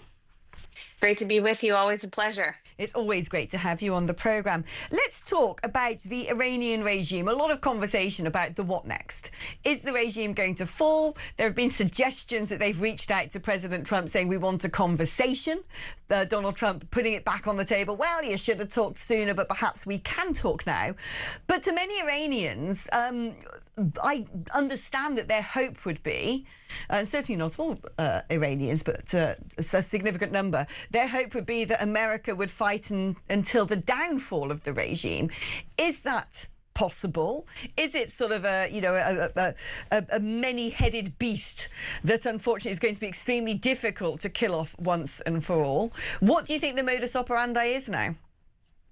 Well, I do think that it's important the United States and also Israel follow through with bringing down this regime. Now, does that mean they can have some kind of discussion, assuming that whoever is left in the leadership of the Islamic Republic wants to have a discussion? I mean, I guess sure. But at the end of the day, what really needs to change here is the structure of the regime itself. That means the dismantling of the IRGC. It means accountability, also legal accountability, whether under Iranian law or international law for the crimes against humanity that have been committed by this regime and all its affiliates, all of the henchmen of Khamenei. Perhaps he's been eliminated, but there's a lot of people responsible for this widespread bloodshed for 47 years who need to be held accountable. I do think it's possible. I do think the Iranian people are going to see this through to the end. I don't think it's going to happen quickly. I think it's going to take a bit of time. And it's also going to take a lot of coordination on a non-military front, which is important to discuss.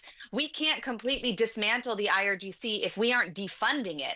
And where is all their money? Well, a lot of it's in the UK. Right. We need to enforce those sanctions. We need to crack down on those people. We need to do research to find who these people are, to find where they are, and to find where they're hiding the money of the Iranian people that they've stolen. A really important point you made there about the fact that the United Kingdom, unlike its European counterparts, are yet to prescribe the IRGC. We understand that they have bases here. There's been a lack of willingness from our Prime Minister to partner with America on the offensive elements to these strikes and giving America only an extremely limited scope of locations, capabilities and assets being launched from the United Kingdom. What do you make of that in terms of the UK's role internationally, geopolitically in this conflict? Well, I mean, this is pure, unadulterated cowardice from Keir Starmer, and it's not the first time that we've seen it. And unfortunately, it's not the first government in the UK that we've seen that's quite cowardly when it comes to the Islamic regime, although he does seem to be particularly bad as of late.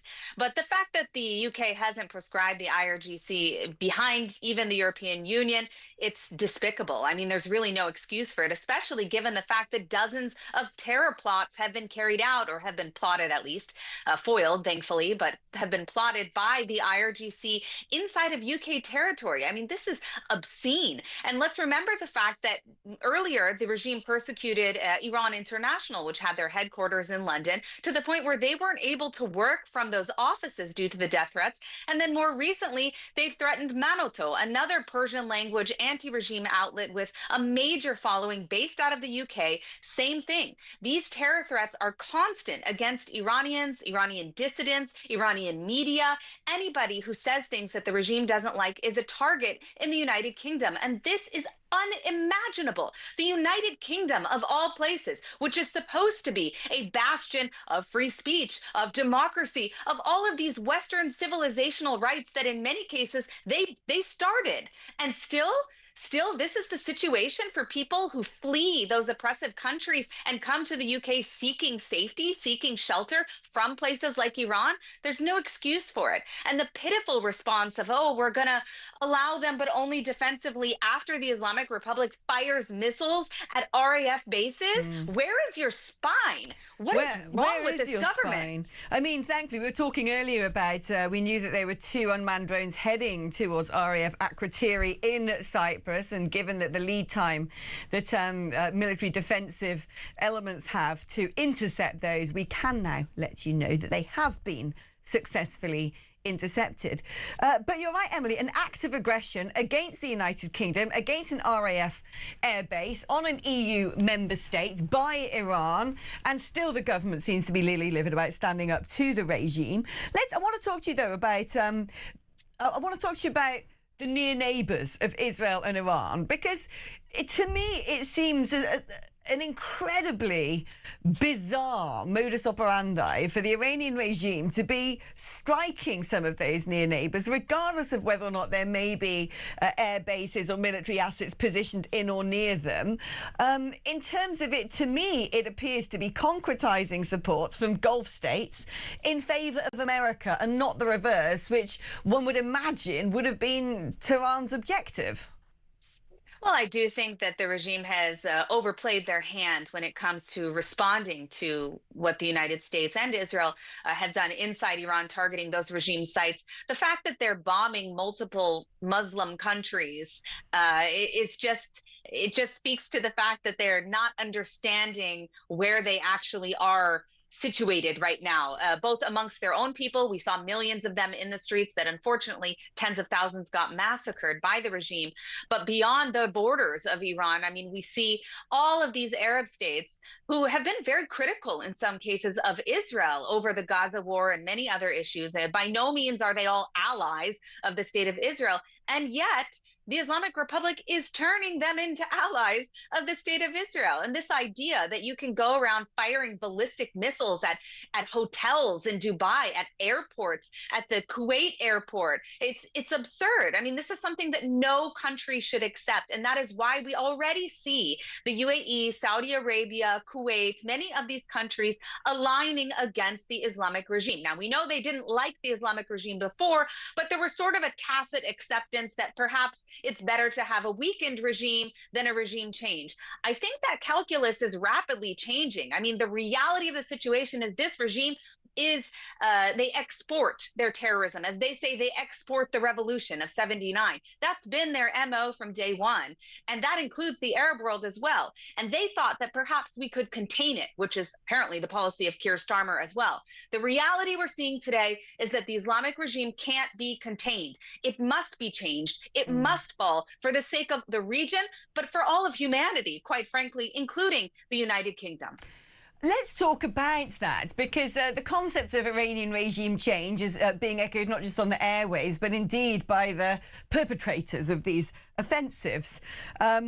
But change to what is the big question. We have heard in the precursor to this, I think it has been done relatively deliberately as some sort of psyop, almost the rolling out of Reza Pahlavi, who is the Crown Prince's,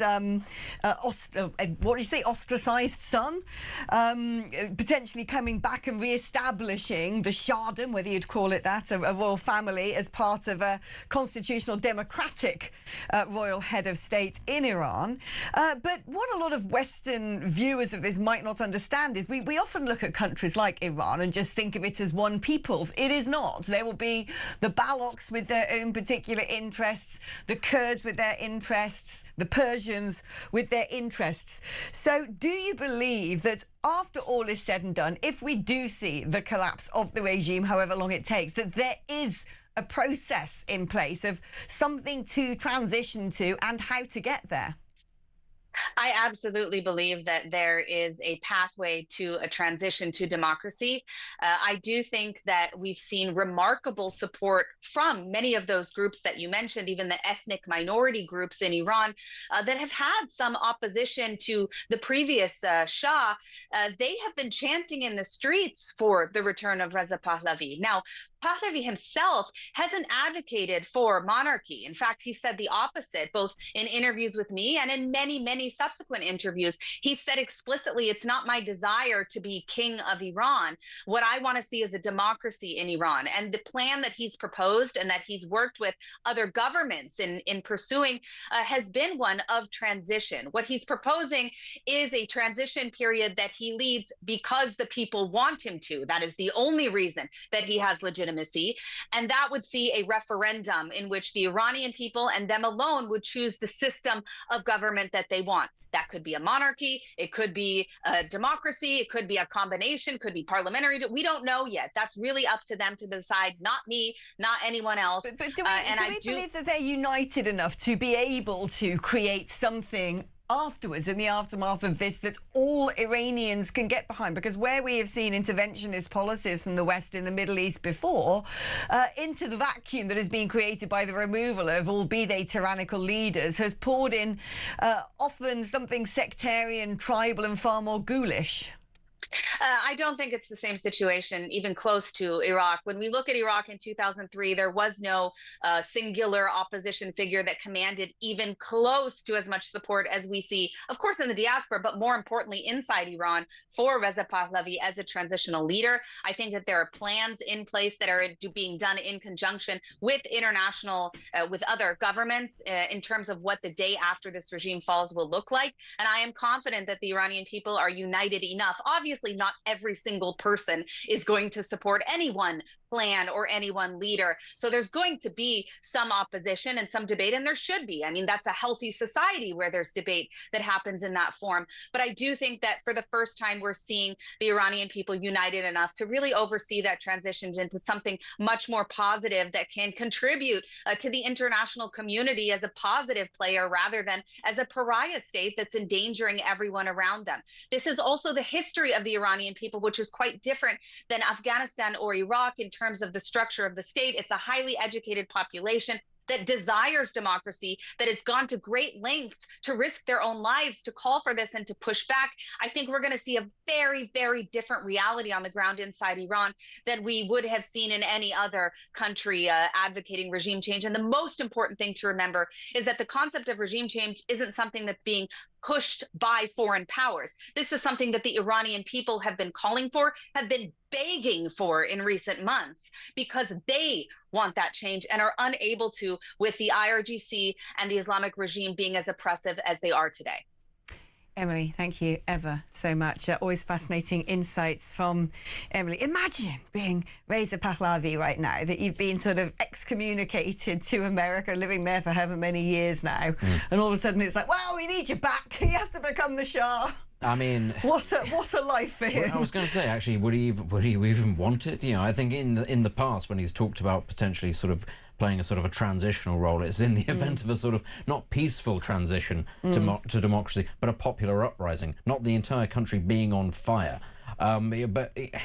This is the problem with Iran right now. Whilst we talk about, very clearly now the game is regime change. It's not just about neutralising its nuclear facilities. There isn't an organised opposition in Iran. The regime has not been enabled to occur. The regime has been incredibly effective at neutralising and, well, just bludgeoning and executing anybody who stands up to it. And that is the nature of these sorts of regimes. That's what they do. And everybody who says that what is currently happening is immoral and illegal is saying to all of those people, your deaths are acceptable, your oppression is acceptable. And it's funny because it comes from the very wing of Western politics that talks endlessly about the evils of oppression and empire and colonialism.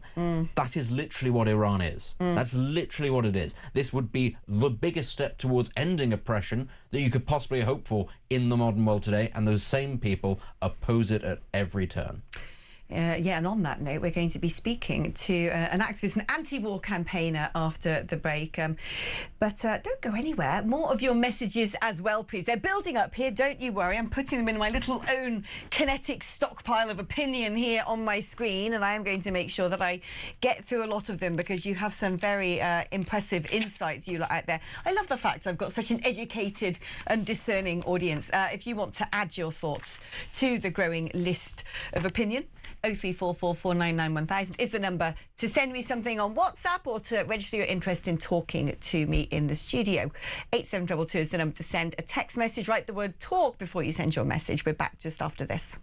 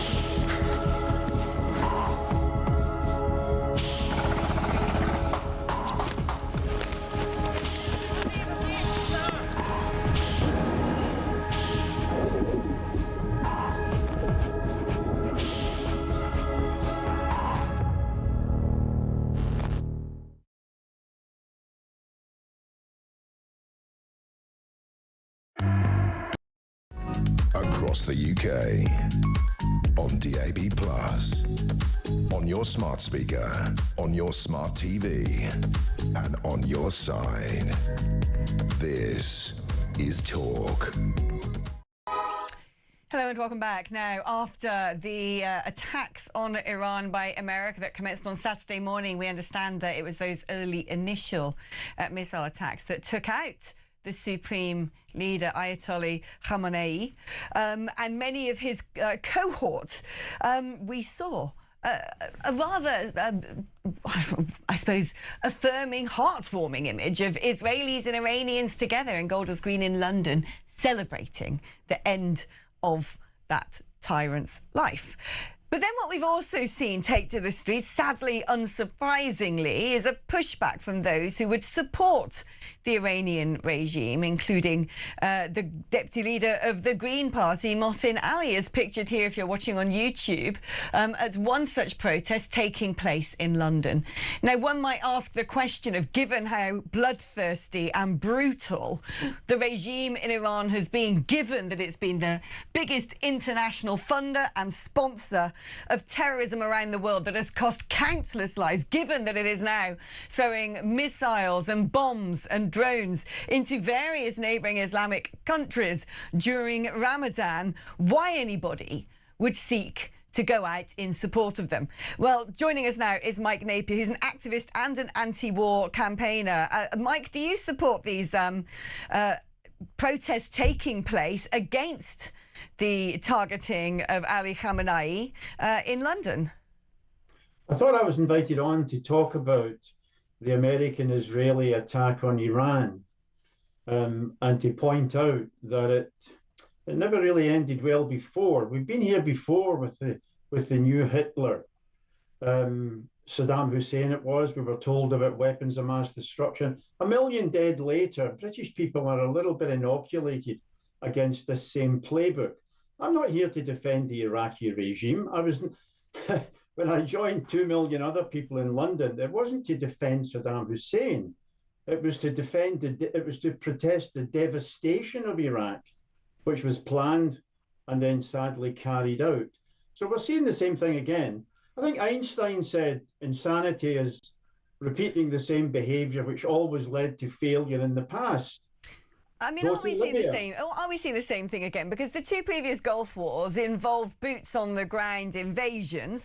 What we have seen so far take place in Iran, it would appear to me anyway, is the targeting of the head figures of what is one of the world's most brutal and oppressive regimes, which has caused countless deaths internationally, and also taking out their capabilities of firing missiles, ballistic missiles, drones, and even creating a nuclear weapon, which would jeopardize the entirety of international security. Surely such a thing shouldn't be in the hands of such a wicked regime. Surely what is happening is for the benefit of the greater good.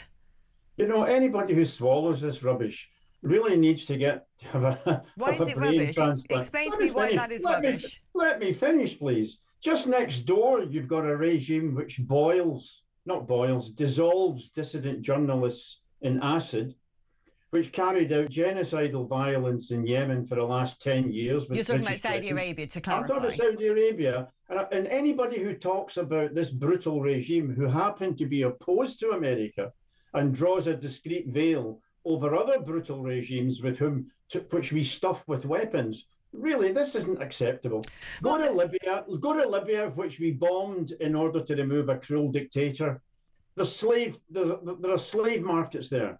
Go to Iraq. There's still poisoned soil from depleted uranium shells and birth defects in Baghdad hospital. Now go to Afghanistan.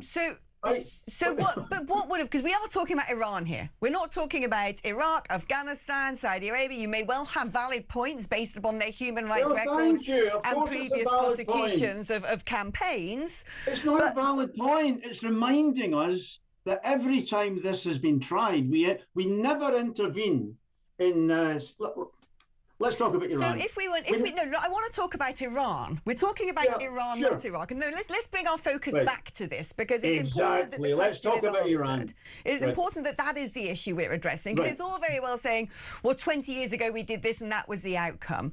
My question to you today is, the Iranian regime, we know, has been one of the most brutal and oppressive in recent world history, has been the greatest purveyor and perpetrator of international terrorism and instability, is a threat, as we can see, not only to the region, but security globally. It wanted to create a nuclear weapon. It was building up vast stockpiles of ballistic missiles, long-range hypersonic weaponry as well.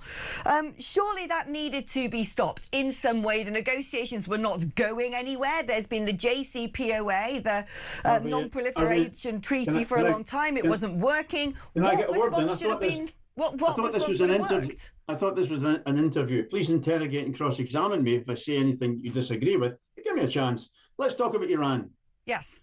How many of your viewers even know that Britain and America overthrew the democratically elected regime in Iran? Clearly to plunder the oil. They didn't even pretend it was on humanitarian grounds. The Islamic regime is the price that was paid for Britain installing the Shah and a 25-year reign of terror. 25-year reign of terror, well documented. Let's talk about Iran. Let's talk about the fact that the Iranians know. I was in the Gulf at the time when Iraq under Saddam invaded Iran. 1 million people died. The West supplied all the ingredients for chemical weapons, which Saddam used against Iran. The Iran-Iraq war that you are referring to was 3 decades ago. I asked you about the current Iranian regime and what we were supposed to do about that. First of all, leave it to the Iranians. That's the first thing. Every time Britain... But they were getting still 20,000 people. Let me answer the question, for God's sake. You asked me a question. No, but I'm pointing out to you that you said leave it to the Iranians. They stood up against the regime. 20,000 brutally murdered in the streets over the course of days. Look, I'm not here to defend the Iranian regime. So I asked you, what should have been done instead? What should have been done instead? What should be done about Saudi Arabia? What should be done about Iran instead, about the Iranian regime, if not this? So we should support Israel, which has just killed about 75,000 Gazans, which faces the International Criminal Court and the International Court of Justice. We should support the Israeli attack on Iran. Mick, I'm afraid you haven't been able to answer my question appropriately, but don't you worry. Thank you so much for your participation. It's great to have a history lesson. We're going to take a short break now. 1 more hour to go. See you soon.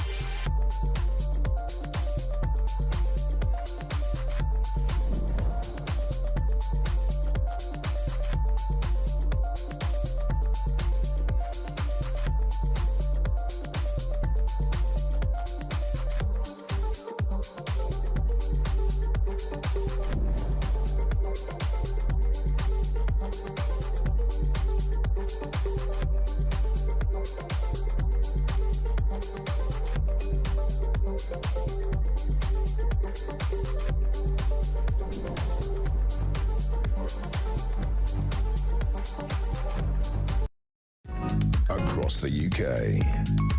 On DAB+, on your smart speaker, on your smart TV, and on your side. This is Talk.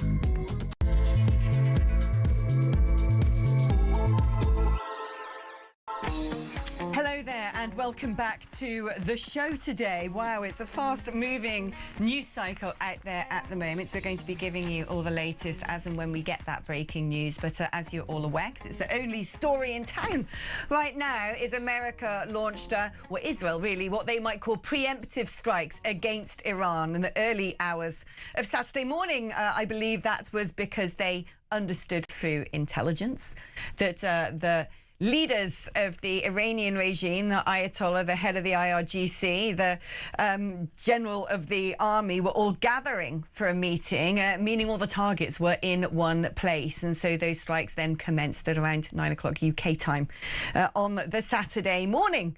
Now, since then, our Prime Minister has turned around and said to the US President that you can't use RAF Fairford, which is predominantly a US airbase, or Diego Garcia, to launch your bomber aircraft to carry out these strikes. But then there seems to have been a bit of backpedaling now that there's been a retaliation, including, regardless of this decision taken by the United Kingdom Prime Minister, 2 attempts now to launch a military offensive from Iran against the UK RAF airbase in Akrotiri in Cyprus. So it now seems that he's decided that actually it's okay, US planes can take off from these air bases to strike missile systems in Iran, something that was the original purpose of the preemptive strike.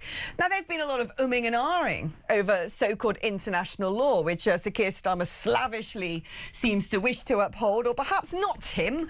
Perhaps it's his puppet master, one Lord Hermer, an unelected Attorney General appointed by Sir Keir Starmer, made a lord so that he could hold that extremely prestigious legal position, the highest legal office in the land, having been friends with the human rights lawyer for most of his career. Now, as we know, Lord Hermer has come out of all sorts of curious, questionable and controversial legal decisions. But what's been interesting to read on social media, I would suggest, is the opinion of Lord Wolfson, who in many respects is the shadow Attorney General for the Conservative Party, who has been laying out why he disagrees with Lord Hermer, the current Attorney General, saying he doesn't accept that international law requires our Prime Minister to go out criticising America and pointing out that we're not participating. He lays out 7 reasons why he thinks that America's strategy was in fact within the realms of international law and why we should be supporting it. The inherent right to use force in the face of an imminent attack from a hostile nation. Well, we know that Iran has carried out plenty of attacks around the world, largely through their terror proxies. Iran has repeatedly threatened to attack the UK's bases and personnel. The Director General of the MI5 stated, which the Prime Minister confirmed even, that the UK has responded to tens of Iranian-backed plots, potentially lethal threats to British citizens and UK residents here in the United Kingdom. The UK's long-standing allies, the US and Israel, were right to assess that they may face military attacks from Iran. The acquisition of a nuclear capability by Iran represents a genocidal risk for Israel and its people. The UK, as well as the US, is permitted under international law to use force to aid another state acting in self-defence. Could one argue that Israel is not doing the same? Against that background, the UK had 3 distinct legal bases to assist militarily, if necessary, its allies. One to defend another member state, pursuant to collective self-defence. Another to take proportionate action to avert continued attacks from Iran and to prevent Iran from implementing its genocidal intentions. It seems to me that the arguments made by Sir Keir Starmer are falling apart. Let's get the opinion of the brilliant barrister and legal director at UK Lawyers for Israel, Natasha Hausdorff. Natasha, I'm always so impressed when I see you being interviewed on British media, so I am extremely grateful to have you join us this morning. Looking at what Lord Wolfson has said, to me, regardless of I'm not a lawyer and I don't understand the confines and the purviews of international law, but from a common sense point of view, Iran, a threat to the world, Iran should be stopped. It seems to me that what Israel and the US are doing is trying to stop Iran. They're not carpet bombing civilian conurbations. They are going after weapons facilities, military bases and the leadership of that regime. Surely that's okay. Indeed, and Lord Wolfson's analysis is really spot on in that pretty lengthy tweet. I think it highlights, especially on this point of common sense, the disconnect between the policy-led decisions that we have had from the current government with this veneer of international law being used as an excuse to justify them. But fundamentally, they are not correct on what they set out international law to be. And I think one of the reasons that perhaps they haven't said this in terms and the responses to questions on what legal advice the government is proceeding on have been rather confused and perhaps mealy-mouthed. The fact of the matter is this government has now a pretty significant track record of throwing international law, real international law, out of the window in pursuit of the political agenda that it seeks to follow. And when one looks at, the statement that Lord Wolfson has put out and what common sense would demand of the situation in this case, it's not difficult to understand that international law, which is ultimately written by states to serve the interests of states and to promote peace, stability, international security, that what is being put forward by so many of these detractors of Israel, detractors of the United States, and frankly, those who perhaps put themselves on the other side of Western civilization, them using the excuse of international law to put forward this position, I hope is now successfully starting to unravel as more people realise that this is not an accurate reflection of what the law says. I want to come back a bit later to the motivations to be, let's say, spinning or manipulating international law to support a domestic political agenda. But what I want to discuss with you first, because directly connected to international law, is the role of the United Nations in all of this as, I suppose, the vanguard or the custodian of that law. And yet, when it comes to the role that the UN has played in recent years, when it comes to looking at discussions over Gaza, declaring a genocide by Israel, which I think is hard to substantiate, but also giving Iran, amongst other ne'er-do-well states, but Iran in particular, critical roles, for instance, in the Human Rights Council. Do you believe the UN is still fit for purpose? No, it is an organisation that has ultimately been hijacked by these negative actors, the despots, dictatorships, using their terror proxies to threaten Western civilization. And this takeover, not just of the UN, but of many bodies that support it, has been a matter of decades. So let me give you a little bit of colour to this allegation that was advanced by the Commission of Inquiry of the UN Human Rights Council against Israel, suggesting that it had committed genocide. That was in many respects based on the reports of several NGOs, Amnesty International included, and I know the particulars of this because I was asked to come and debate Amnesty International and their representatives on the content of their report in Oslo and Copenhagen, where the representatives plainly hadn't read the report they were defending, not least the methodology section, which made it perfectly clear that neither organisation had people on the ground in Gaza.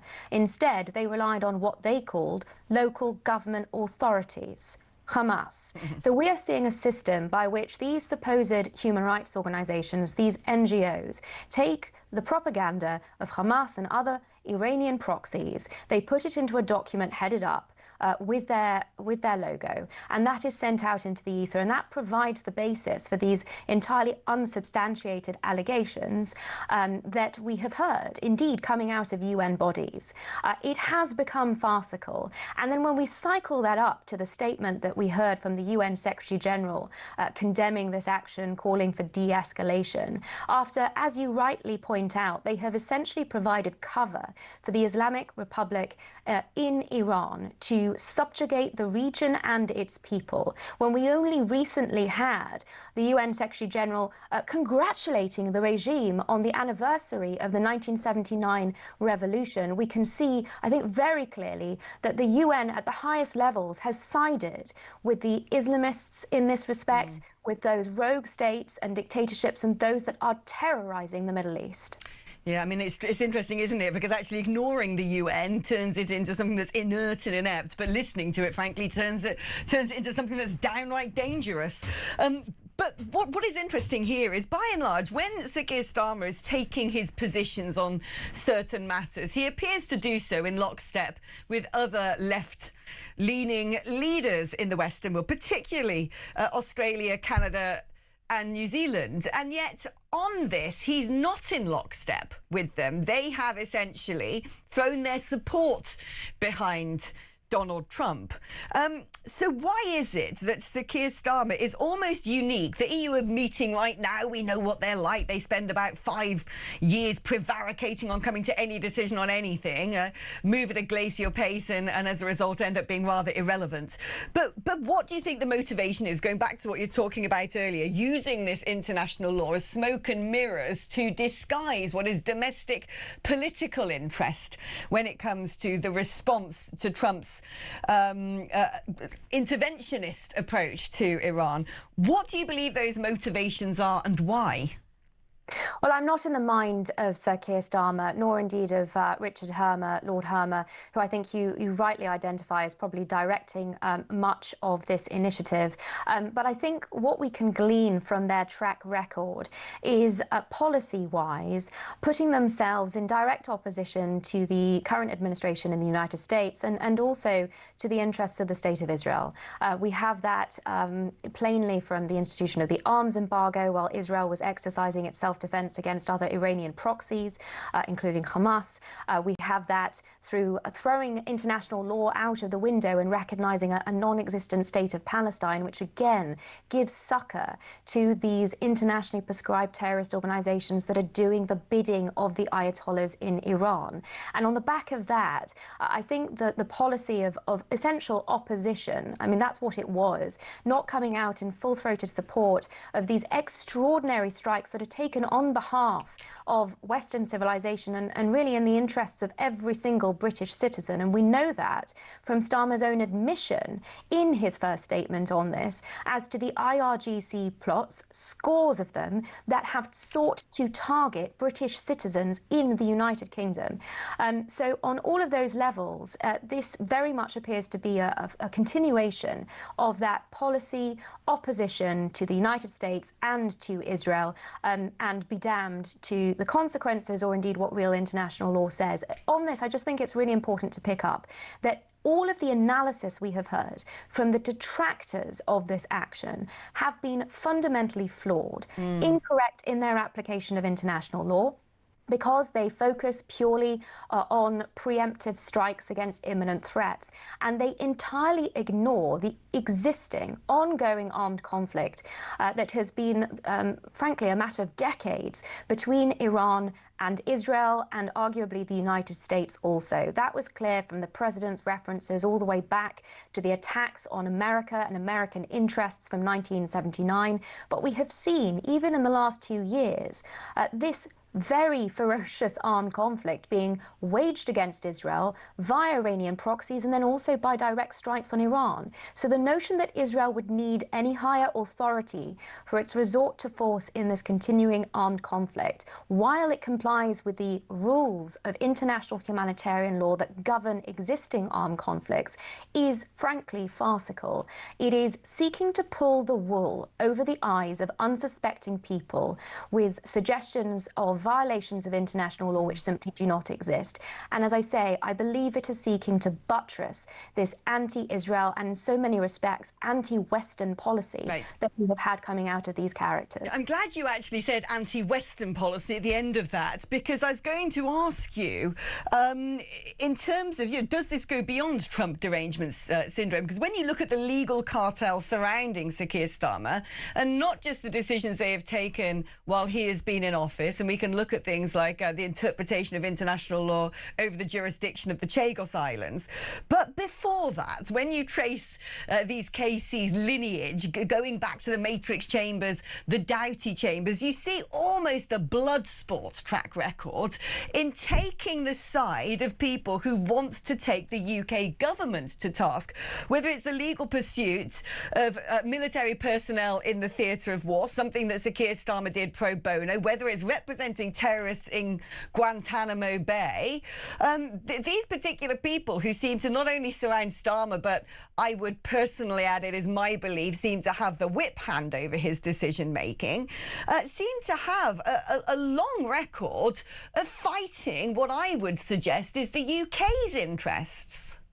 So as a barrister with a deep respect for the cab rank rule, I have never thought it appropriate to align any counsel with their client. And I think that is a fundamental, critical, important facet of the English legal system and principle of the English bar. But I do think it is extremely regrettable that we have seen a culture of activist barrister arise, where I think the core of what you are speaking to is starting to shift public opinion on this and the way that members of the bar are perceived and therefore immediately aligned with their clients. And that's extremely problematic if it takes us more into this, US style of approach and system that you pick and choose your clients. I think that would be, it is an increasing perception. I think that's extremely damaging to the legal profession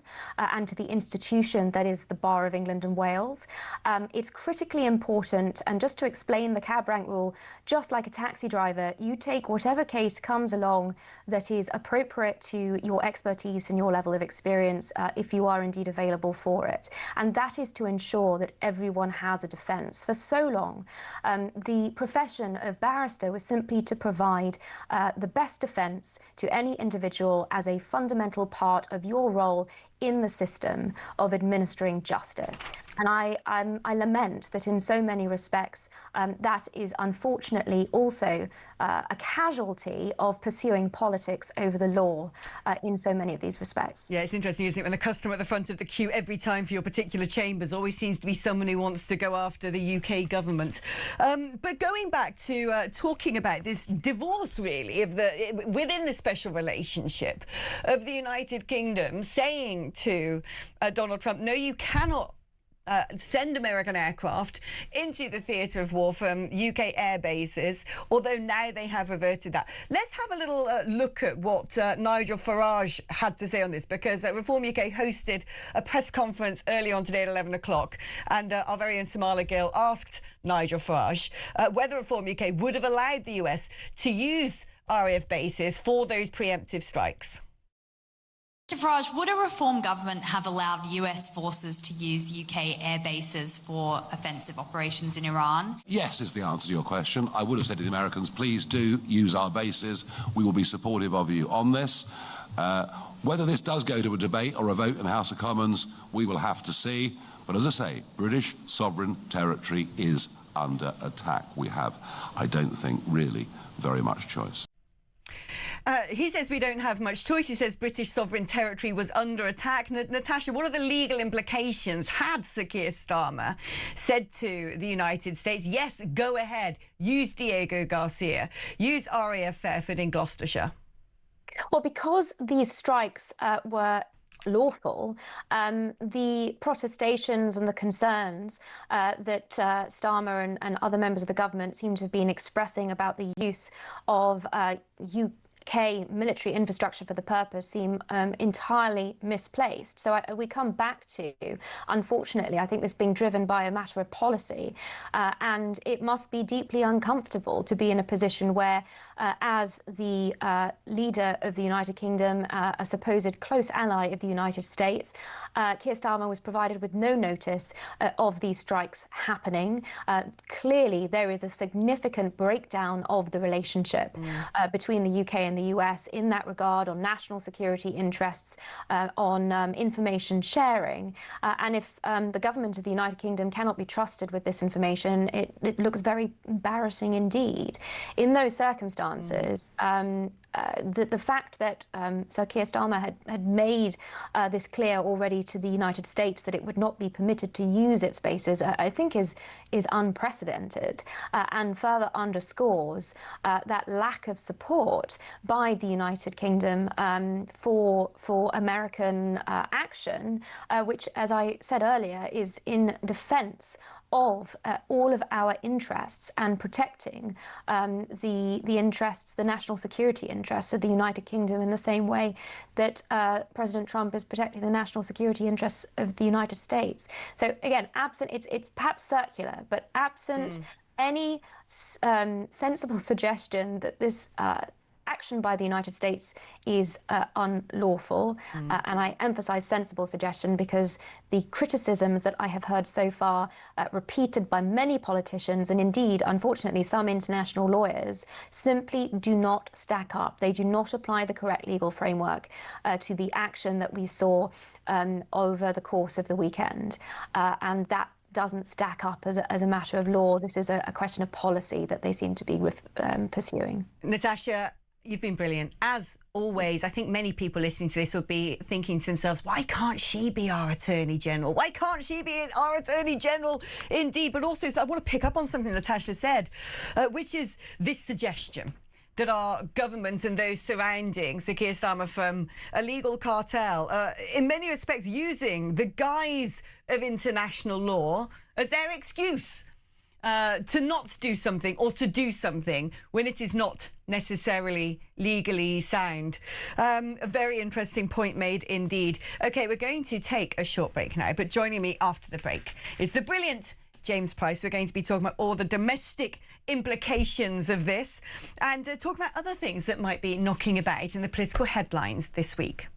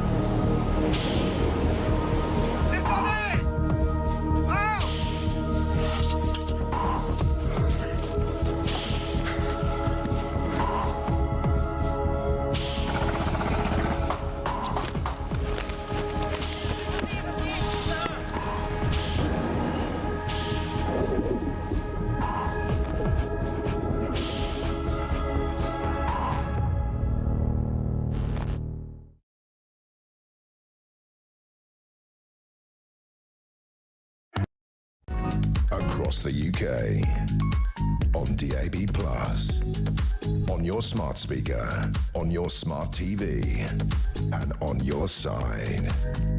This is Talk.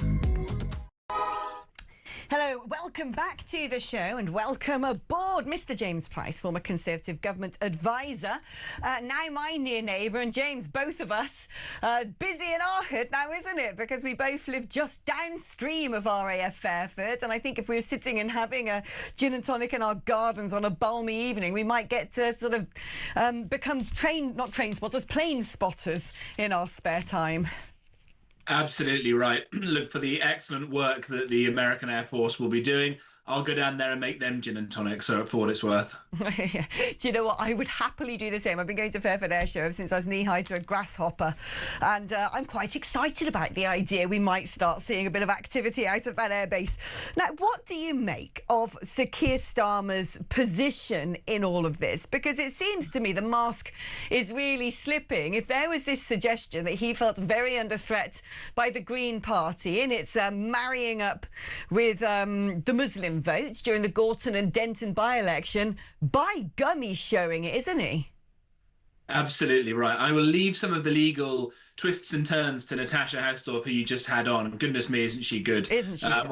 When I was at university with her, she was smarter than me, and she's got a lot smarter than me even since. But it's interesting to note on that point and how the legality issues bleed into domestic British politics. That you go from the stance of going, oh, well, international law says that we can't do this, therefore we must have the worst dictators in the world continue to dictate horrible terms to their people and kill tens of thousands, yada, yada, yada. It's another step now that Labour have gone to, which is, even though it's highly contested, as Natasha points out, international law doesn't actually now seem to stop us from getting involved in this. We will lie and hide behind international law so as not to upset certain tenuous members of the Labour voting coalition, because we are scared in Britain now, and with some justification, to be fair, about rioting on the streets and the kind of domestic, not to say anything else, the political fallout of what happens if Britain ends up getting involved in this. Why is that? Because for many, many years now, we have imported people with the most awful, backward, third world views in the world into the country, and the chickens are coming home to roost. The chickens are coming home to roost indeed. And, you know, Reform UK, having that press conference at 11 a.m, I'd assumed that they had decided they were going to do that last week, not anticipating that we'd now be living in the middle of a sort of emerging, burgeoning international conflict following what happened on Saturday morning, and decided to go ahead with it anyway. But what is interesting is what they were talking about in that press conference. Some of Rachel Reeves' affiliations of people with Islamist attitudes, Nigel Farage talking about foreigners not being allowed the vote, exposing that numerous asylum seekers have been given the opportunity to take part in plebiscites in the United Kingdom.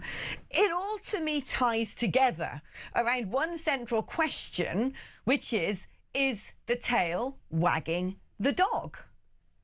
That's a very good way to put it. We see this happening in lots of other places where there are multi-ethnic, or more specifically, more accurately, we should say, multicultural communities now. You have this very, very openly when you look at the politics of the United States of America. Strategists for the Democratic Party, for example, will say, we've got to do this, we've got to do that, we've got to do the other, in order to appeal to this ethnic voter group, or that ethnic voter group, or this demographic, or whatever. And so any semblance in lots of ways of there being a kind of national story has gone out the window there. And that is what is now happening increasingly in the United Kingdom. I think we maybe got this one last election that we can nip this in the bud if the right kind of parties, emphasis on the word right, win or do very well in that election.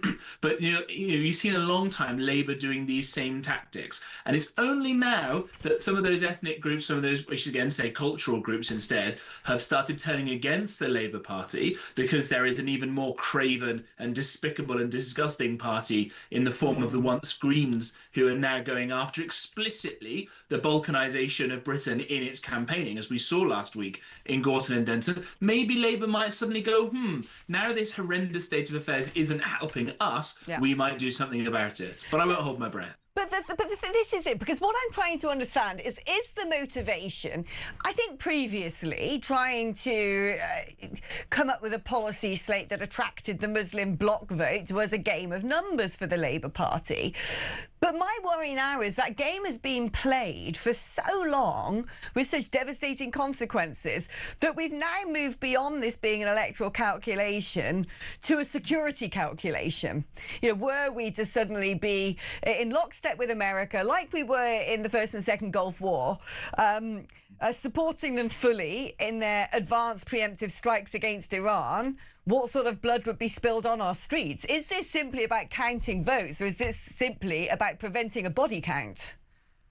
I think you're right, and this is the sadness where we've got to. The big concern I've got, and take the example of Iran into this, or the Palestinians, or any of the rest of it, the broader issue, exactly as you say, is that the authorities are now acutely aware, although they won't really admit it or talk about it, of these sorts of broiling, febrile social tensions that are out there in great swathes of the country now. Hard for me to feel out in the Cotswolds, hard for some people who are in nice, cuddly areas to worry about it, but in lots of other cities and towns, and increasingly in villages as well, this stuff exists. And there is no strategy by the state, by any apparatus of the state, be that the police, perhaps the security services, they can't do anything because they're limited by the politics, the politicians, the Home Office, to do anything about this other than try day to day to manage these things at a tactical level. That's why when there is a horrendous terrorist attack, there are bits of the Cabinet Office that will get wheeled out to do the old kumbaya, don't look back in anger, give peace a chance, we reject division, and all this sort of nonsense that comes out there,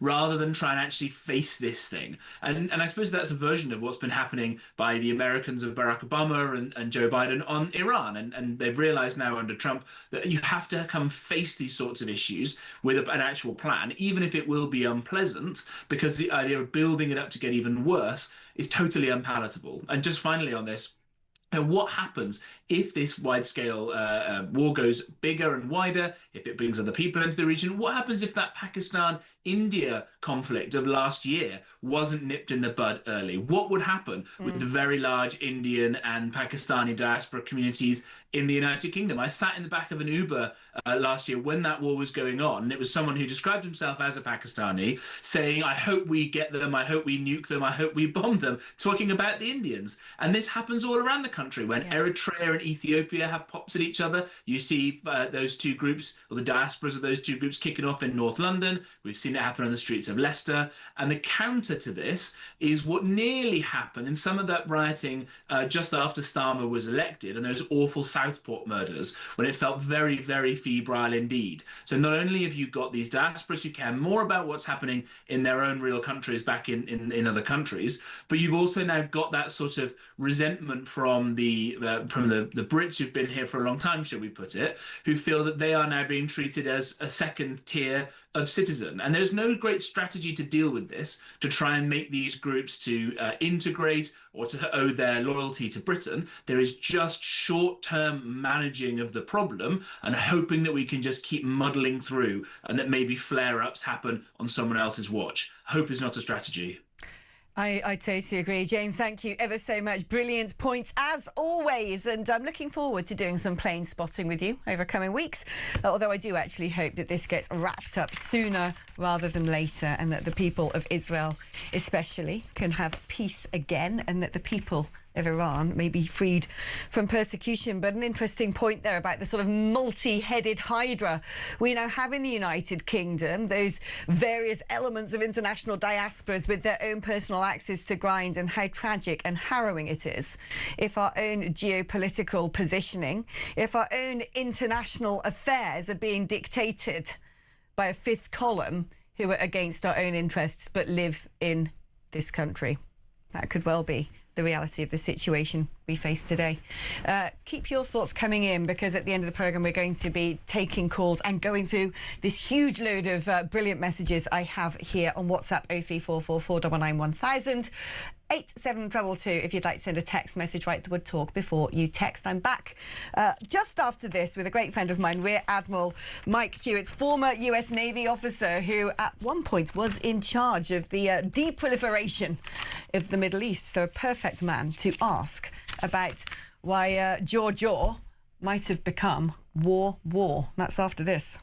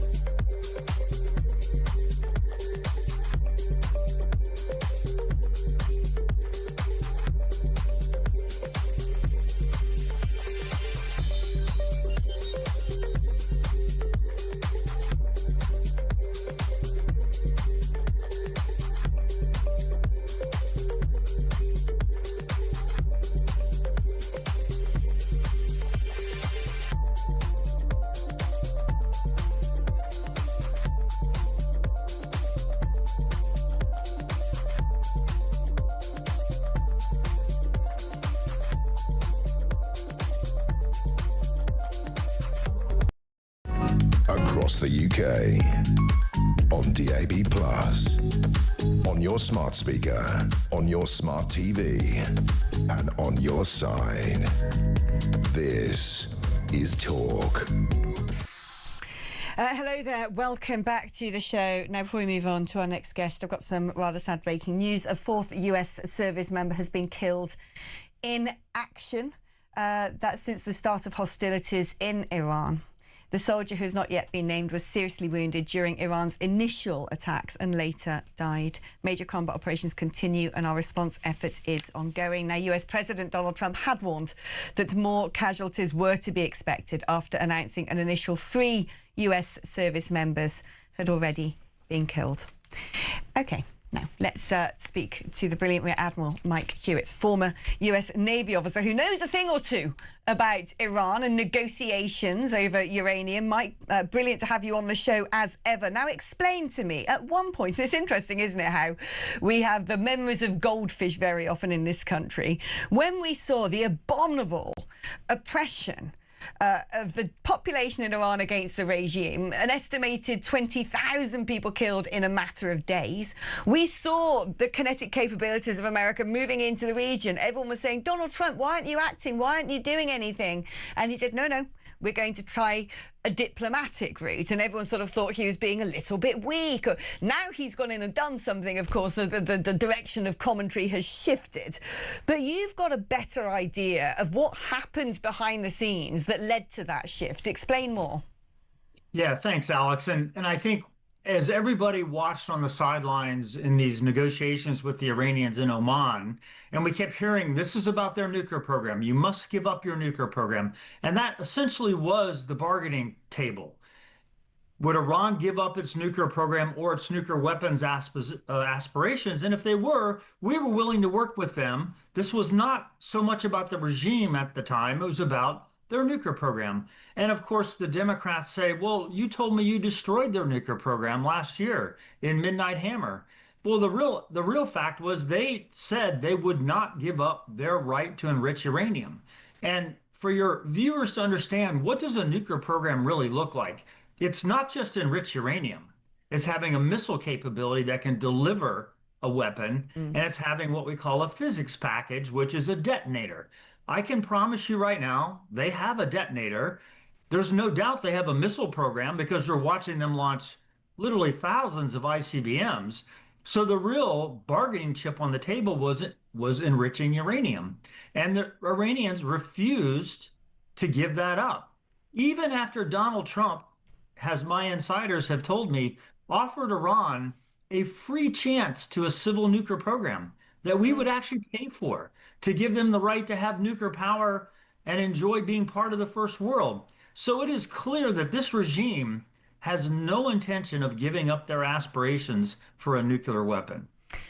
What has started off as a very successful initial strike, taking out the Ayatollah, taking out the head of the IRGC, the head of the army, now looks as if it's going to be, well, in Donald Trump's words, a 4-week program to obliterate the Iranian regime by taking out the entire leadership. How possible is that? Because what we have seen in Gaza, which is a far smaller enclave than Iran, is Netanyahu say we're going to wipe out Hamas, and he has been unable to do so, despite prosecuting a program of attempting to do that for almost 3 years. Is it plausible that the US and Israel can diminish the Iranian regime to a safe level? What then happens? Well, the difference between Gaza and Iran is the poor citizens of Gaza were under tremendous pressure by Hamas. Their whole lives depended upon Hamas. And in fact, they really had no voice to rise up against Hamas whatsoever.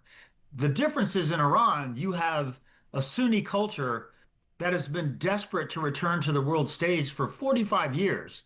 And the fact that he's killed, and I'm hearing now, upwards of 50,000 of their own citizens.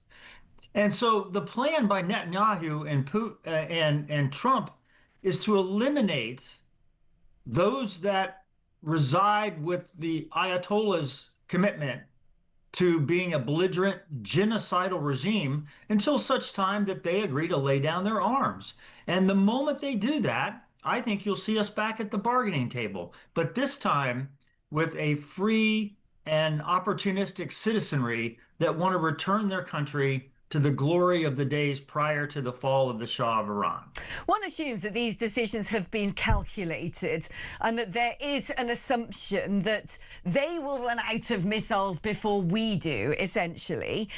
Do you think that that is the case, and under a 4-week programme that Iran will just get to a point that they're boxed in, that they've run out of their ballistic missile stockpile? Or are they able to continue producing? Because I'd heard earlier on that where certain missile capabilities were taken out in the previous 12-day war, they've essentially managed to replenish all of those stockpiles in the meantime.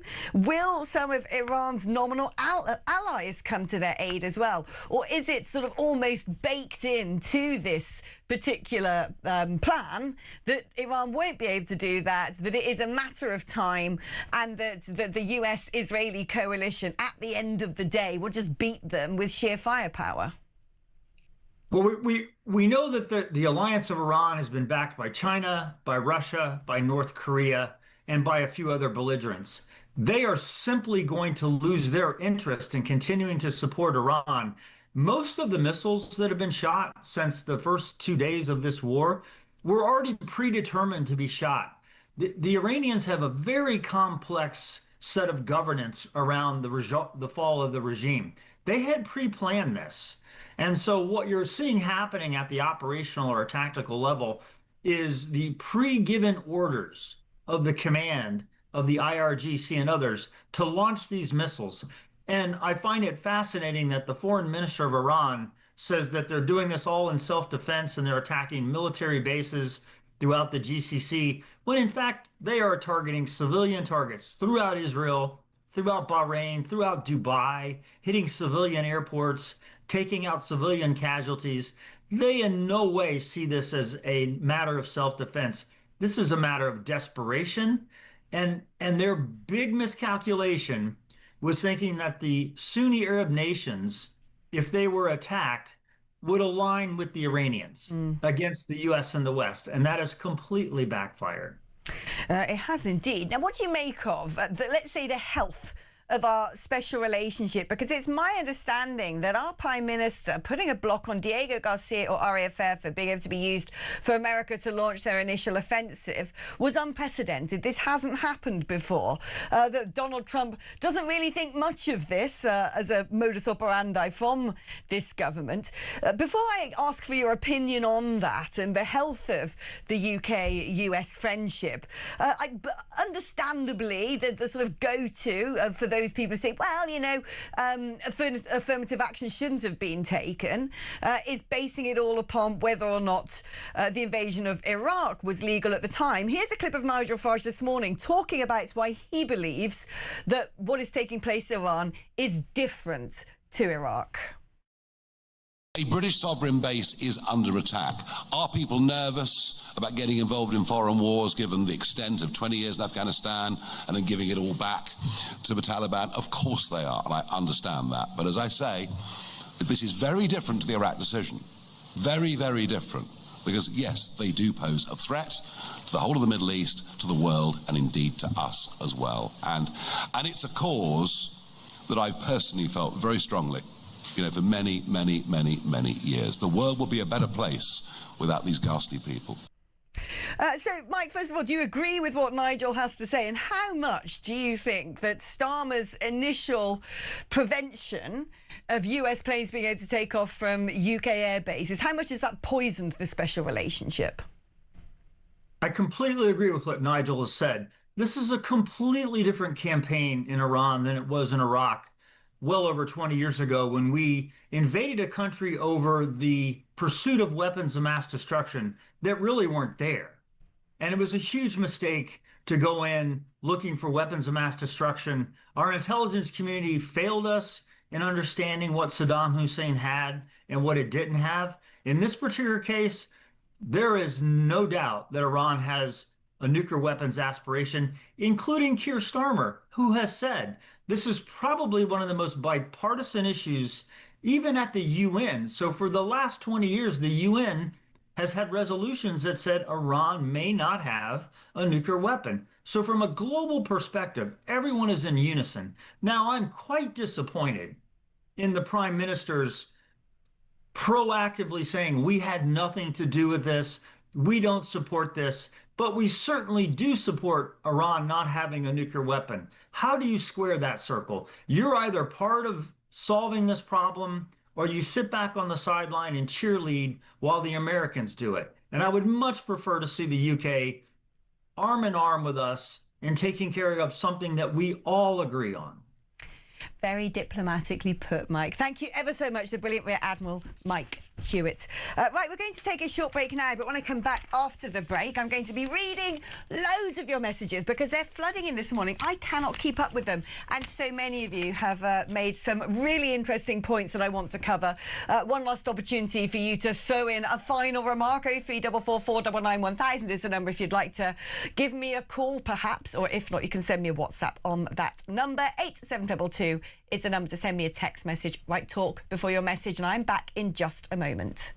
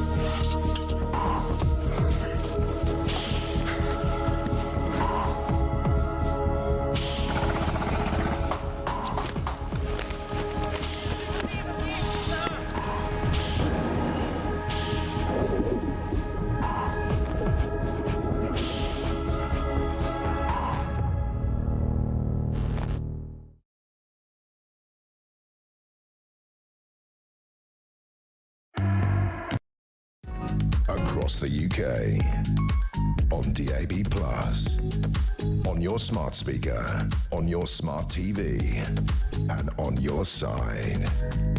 This is Talk. Hello there, welcome back. Some brilliant messages from you guys today. I really do think you are extremely discerning and intelligent, so thank you for your thoughts. Domestic oil prices jumped 30% since Friday. Indeed, and if we were getting our own out of the ground right now, we could be benefiting from it. Unfortunately, we're going to be on the wrong side of that price hike. Good morning, Alex, says Tim. Fairford is one thing. You should see what's been going on at Lakenheath for the past week. RAF veteran here. And I've seen this at US Air Force bases many, many times. What is going on at Lakenheath? One question for weak spineless Starmer and his atrocious government is, will hiding behind international law stop missile and drone and terrorist attacks on Britain? Well, clearly not on our RAF base in Cyprus. Exactly, as far as I can see, it basically emboldens and enables the bad guys and straitjackets anybody trying to stand up against them.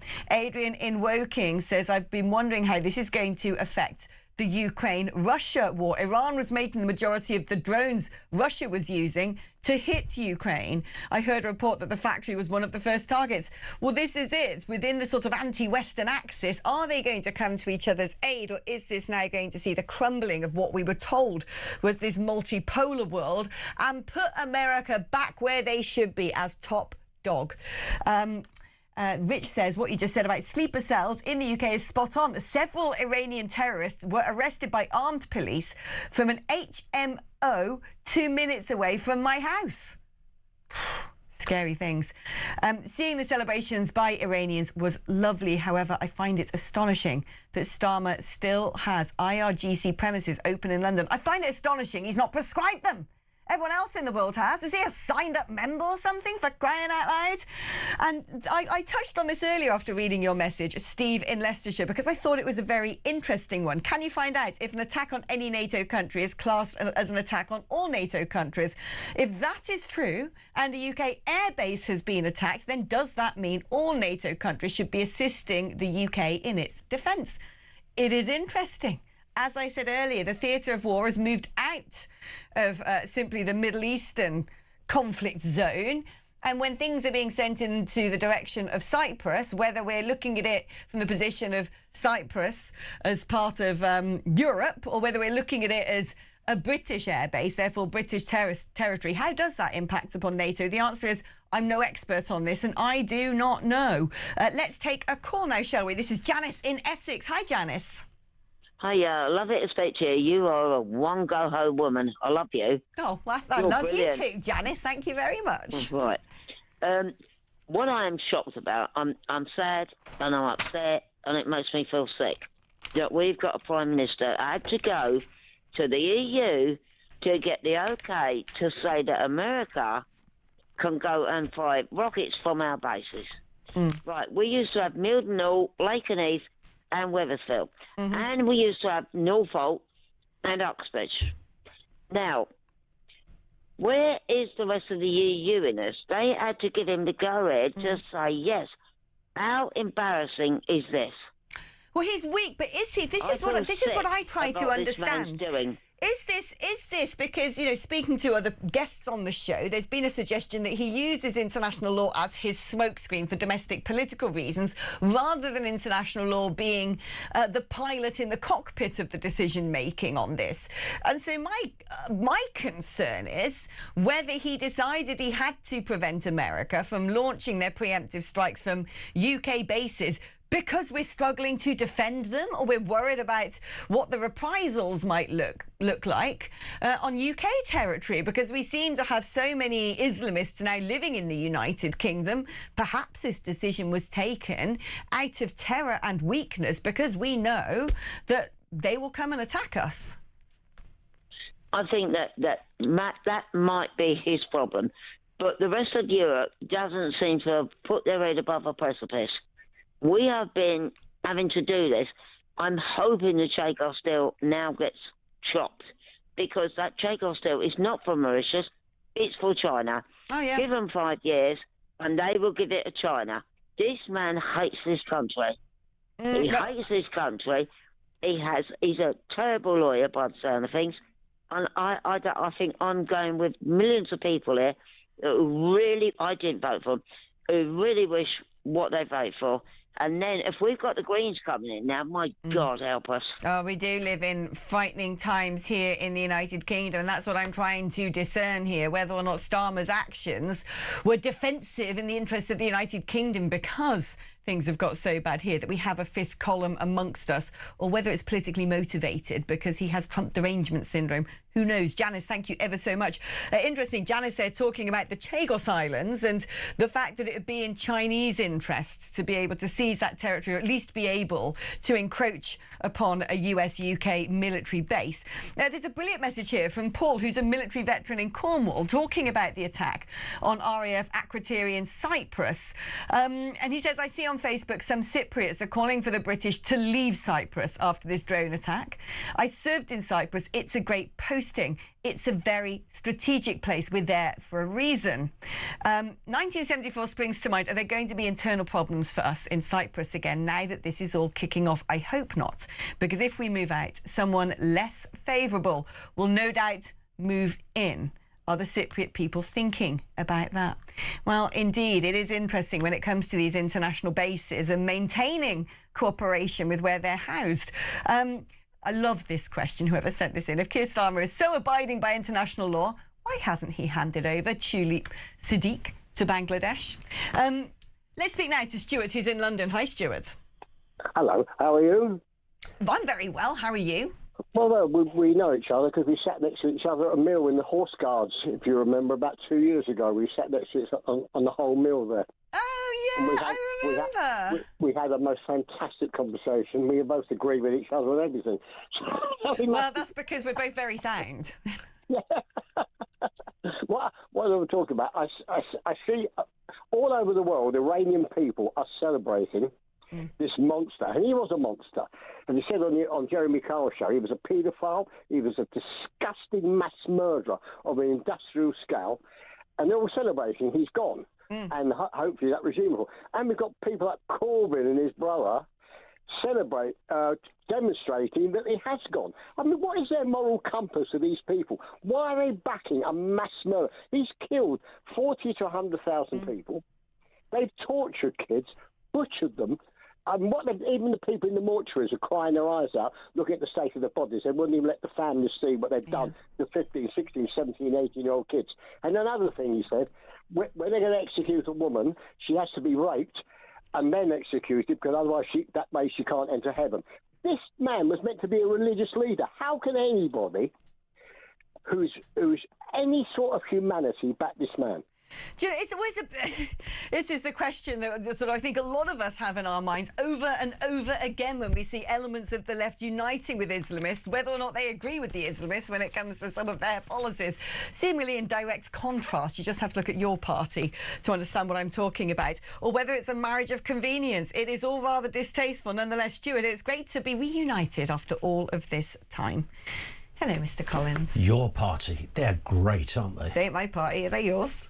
They ain't anybody's party, are they? Ain't nobody's party. Ain't nobody's. Ain't nobody's. Yeah. No, the Green Party is now your party. The Green Party is your party, and they're all kind of mash up, and then will all the others mash up? Did you think when you came in here, on Friday, when you thought, I'm just going to put my feet up for the weekend, mow the lawn or do whatever it is you're up to? And then Saturday, the world is crumbling around us.